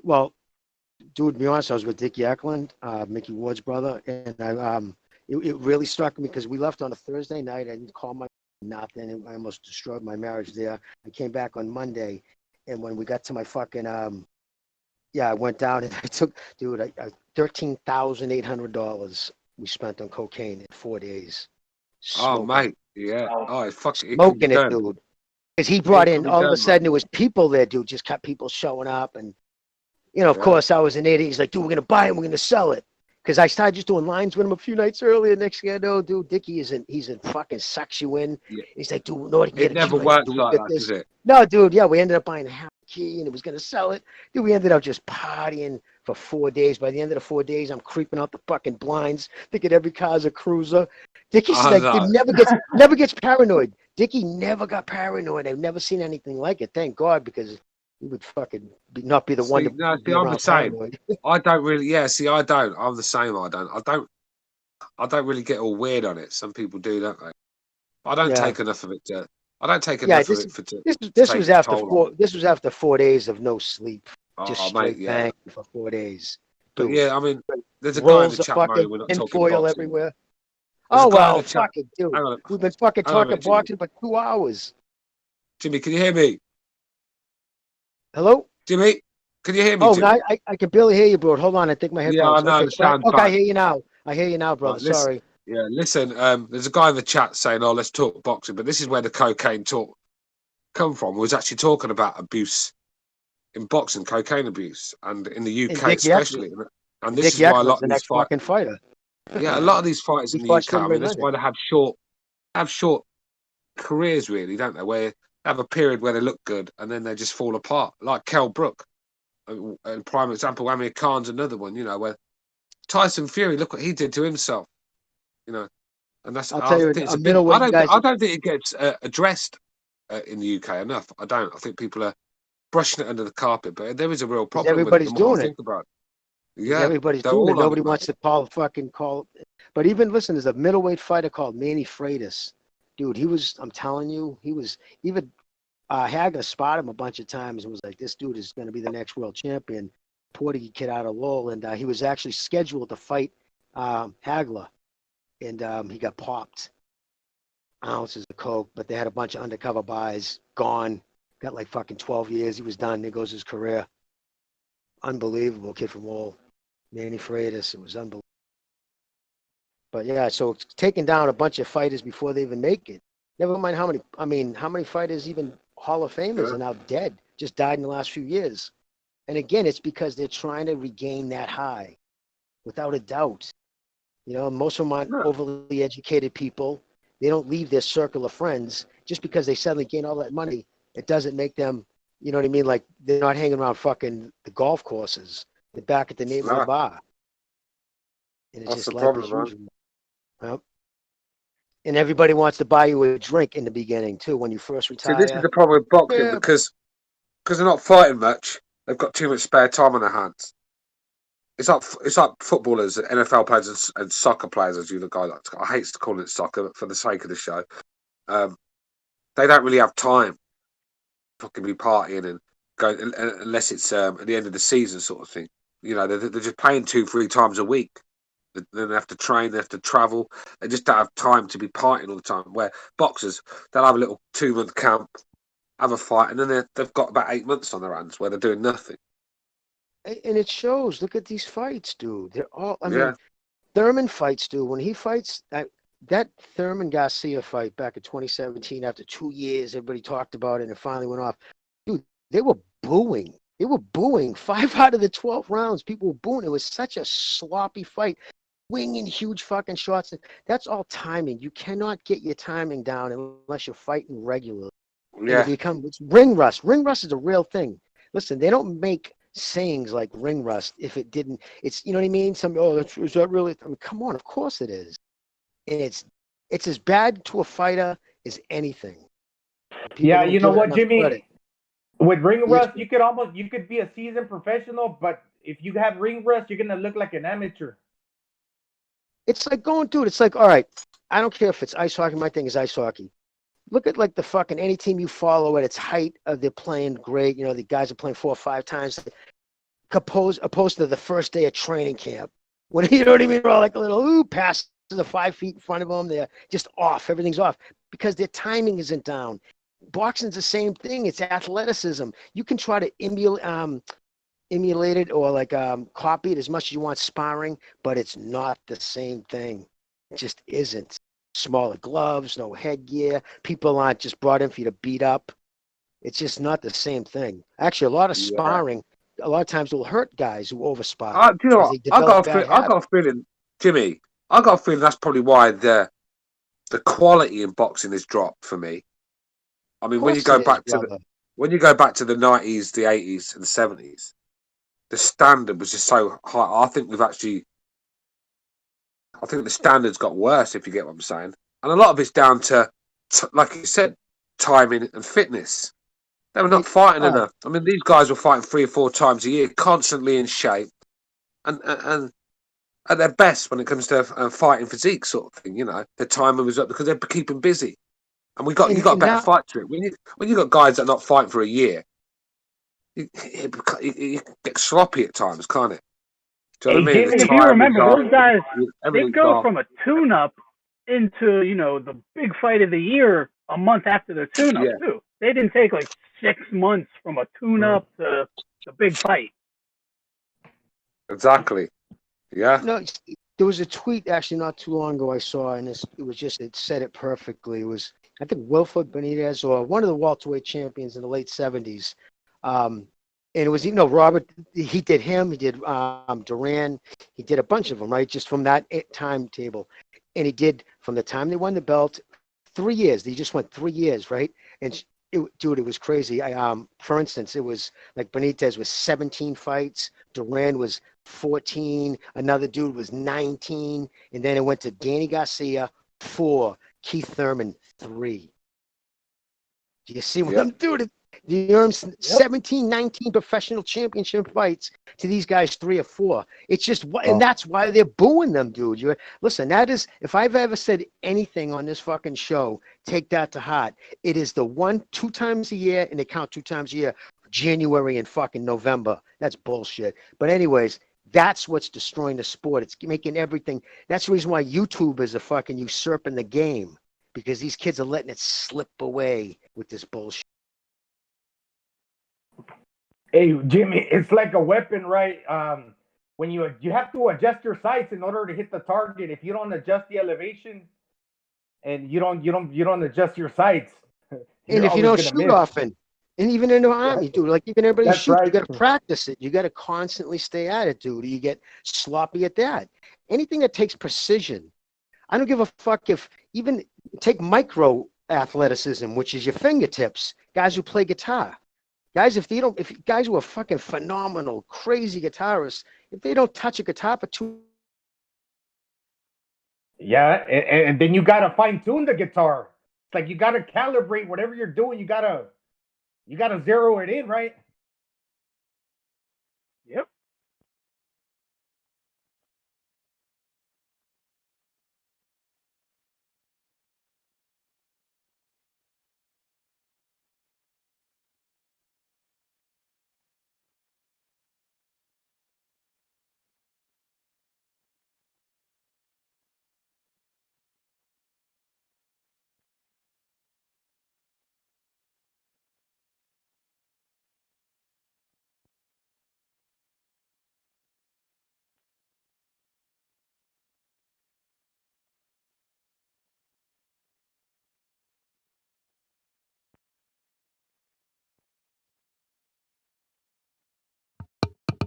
Testing. What the hell's going on?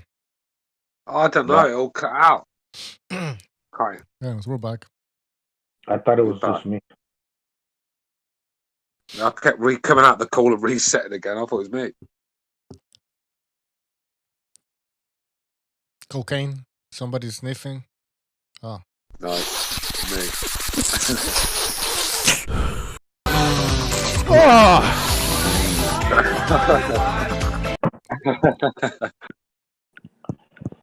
Hey, I heard Joe Calzaghe. He's hanging out with gypsies and doing cocaine. Is that true? Fuck. Fuck knows. They killed Camacho over cocaine, didn't they? Yeah, what happened? It was what were they doing? A drug deal gone wrong. Yeah. That's crazy, man. Not surprised. Then they found I don't know. I don't know if it was in the tons, but many kilos of drug. And remember Ivan Calderon, the little flyweight. Did you say Camacho? Yeah. Yeah. He got popped dealing fucking some numbers. Damn. Yeah, dude, it's crazy. Mickey Ward is like one of the few dudes. I'm telling you, just never it was because of his brother. He saw what his brother went. Right. You know. But I mean, don't get me wrong. Mickey could fucking bend him back. He can fucking pound. He can drink a lot of beer. It's crazy. You know what? That's a good point.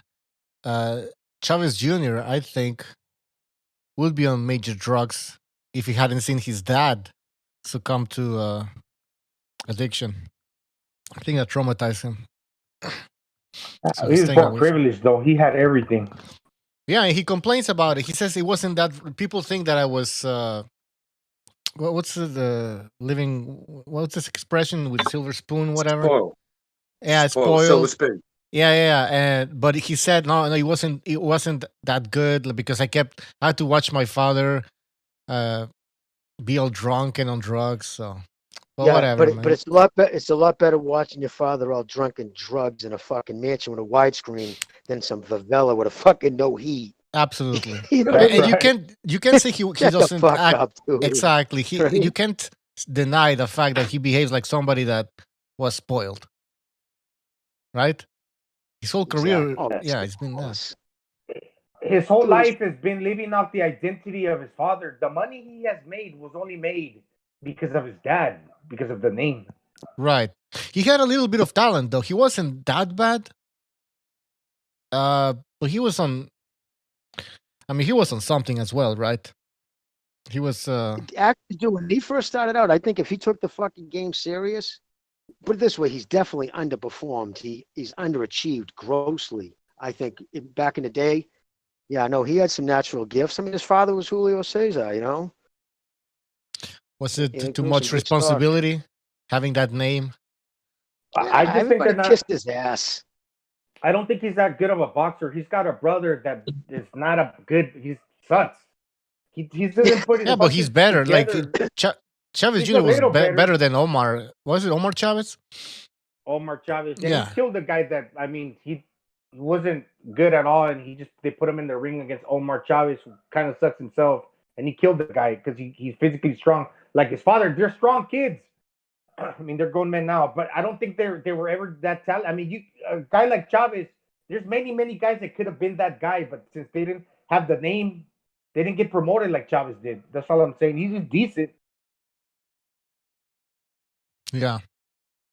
But I think Chavez Jr. was more talented, a little bit more talented. He had the name, right, the junior. So that's maybe one of the reasons. I actually think that his father's reputation is suffering because of his son. Because that blind love that he got for his son, always speaking well about him, and you can see that. I mean, people are not liking it anymore. You know, where they're always bringing up Chavez Jr.'s name, where he's not even relevant no more. He just fought this last weekend, and the dad's still sticking up for him. That's a bad look on Chavez Sr., man. Yeah. Yeah. It's too. Can I just get in here quickly? I'm gonna call it a night, bro. I'm getting tired. I'm gonna chill out. Yeah, let's end the show. It's been 2 hours or some shit. Yeah. All right. Well, thanks Stu, thanks for hosting. and helped us out. We'll see you again soon. All right, Stuart. Cheers, boys. In a bit. Good night, gentlemen. Everybody be safe. In every one of you. I'm sorry, I don't mean to offend you. I'm disappointed in every one of you. I kiss you on the mouth. No, I'm not cool with that. I'm sorry. One more time. I'm disappointed in every one of you. I mean, I'm dealing with degenerate animals. I'm disappointed in every one of you. Disappointed in every one of you. All right, come on. Honestly, I can't do it, man. I'm disappointed in every one of you. Let me tell you why. It's gonna be all right, Nicky. Go ahead, shoot. He just killed a little fucking man. What are you going to do about it? Yeah, because you got nothing. You don't got a thing. Yeah, because you got nothing. Lobito! You got nothing. I want to get out. I want to get out of this rat hole. I want to get online. I need BDA Boxing.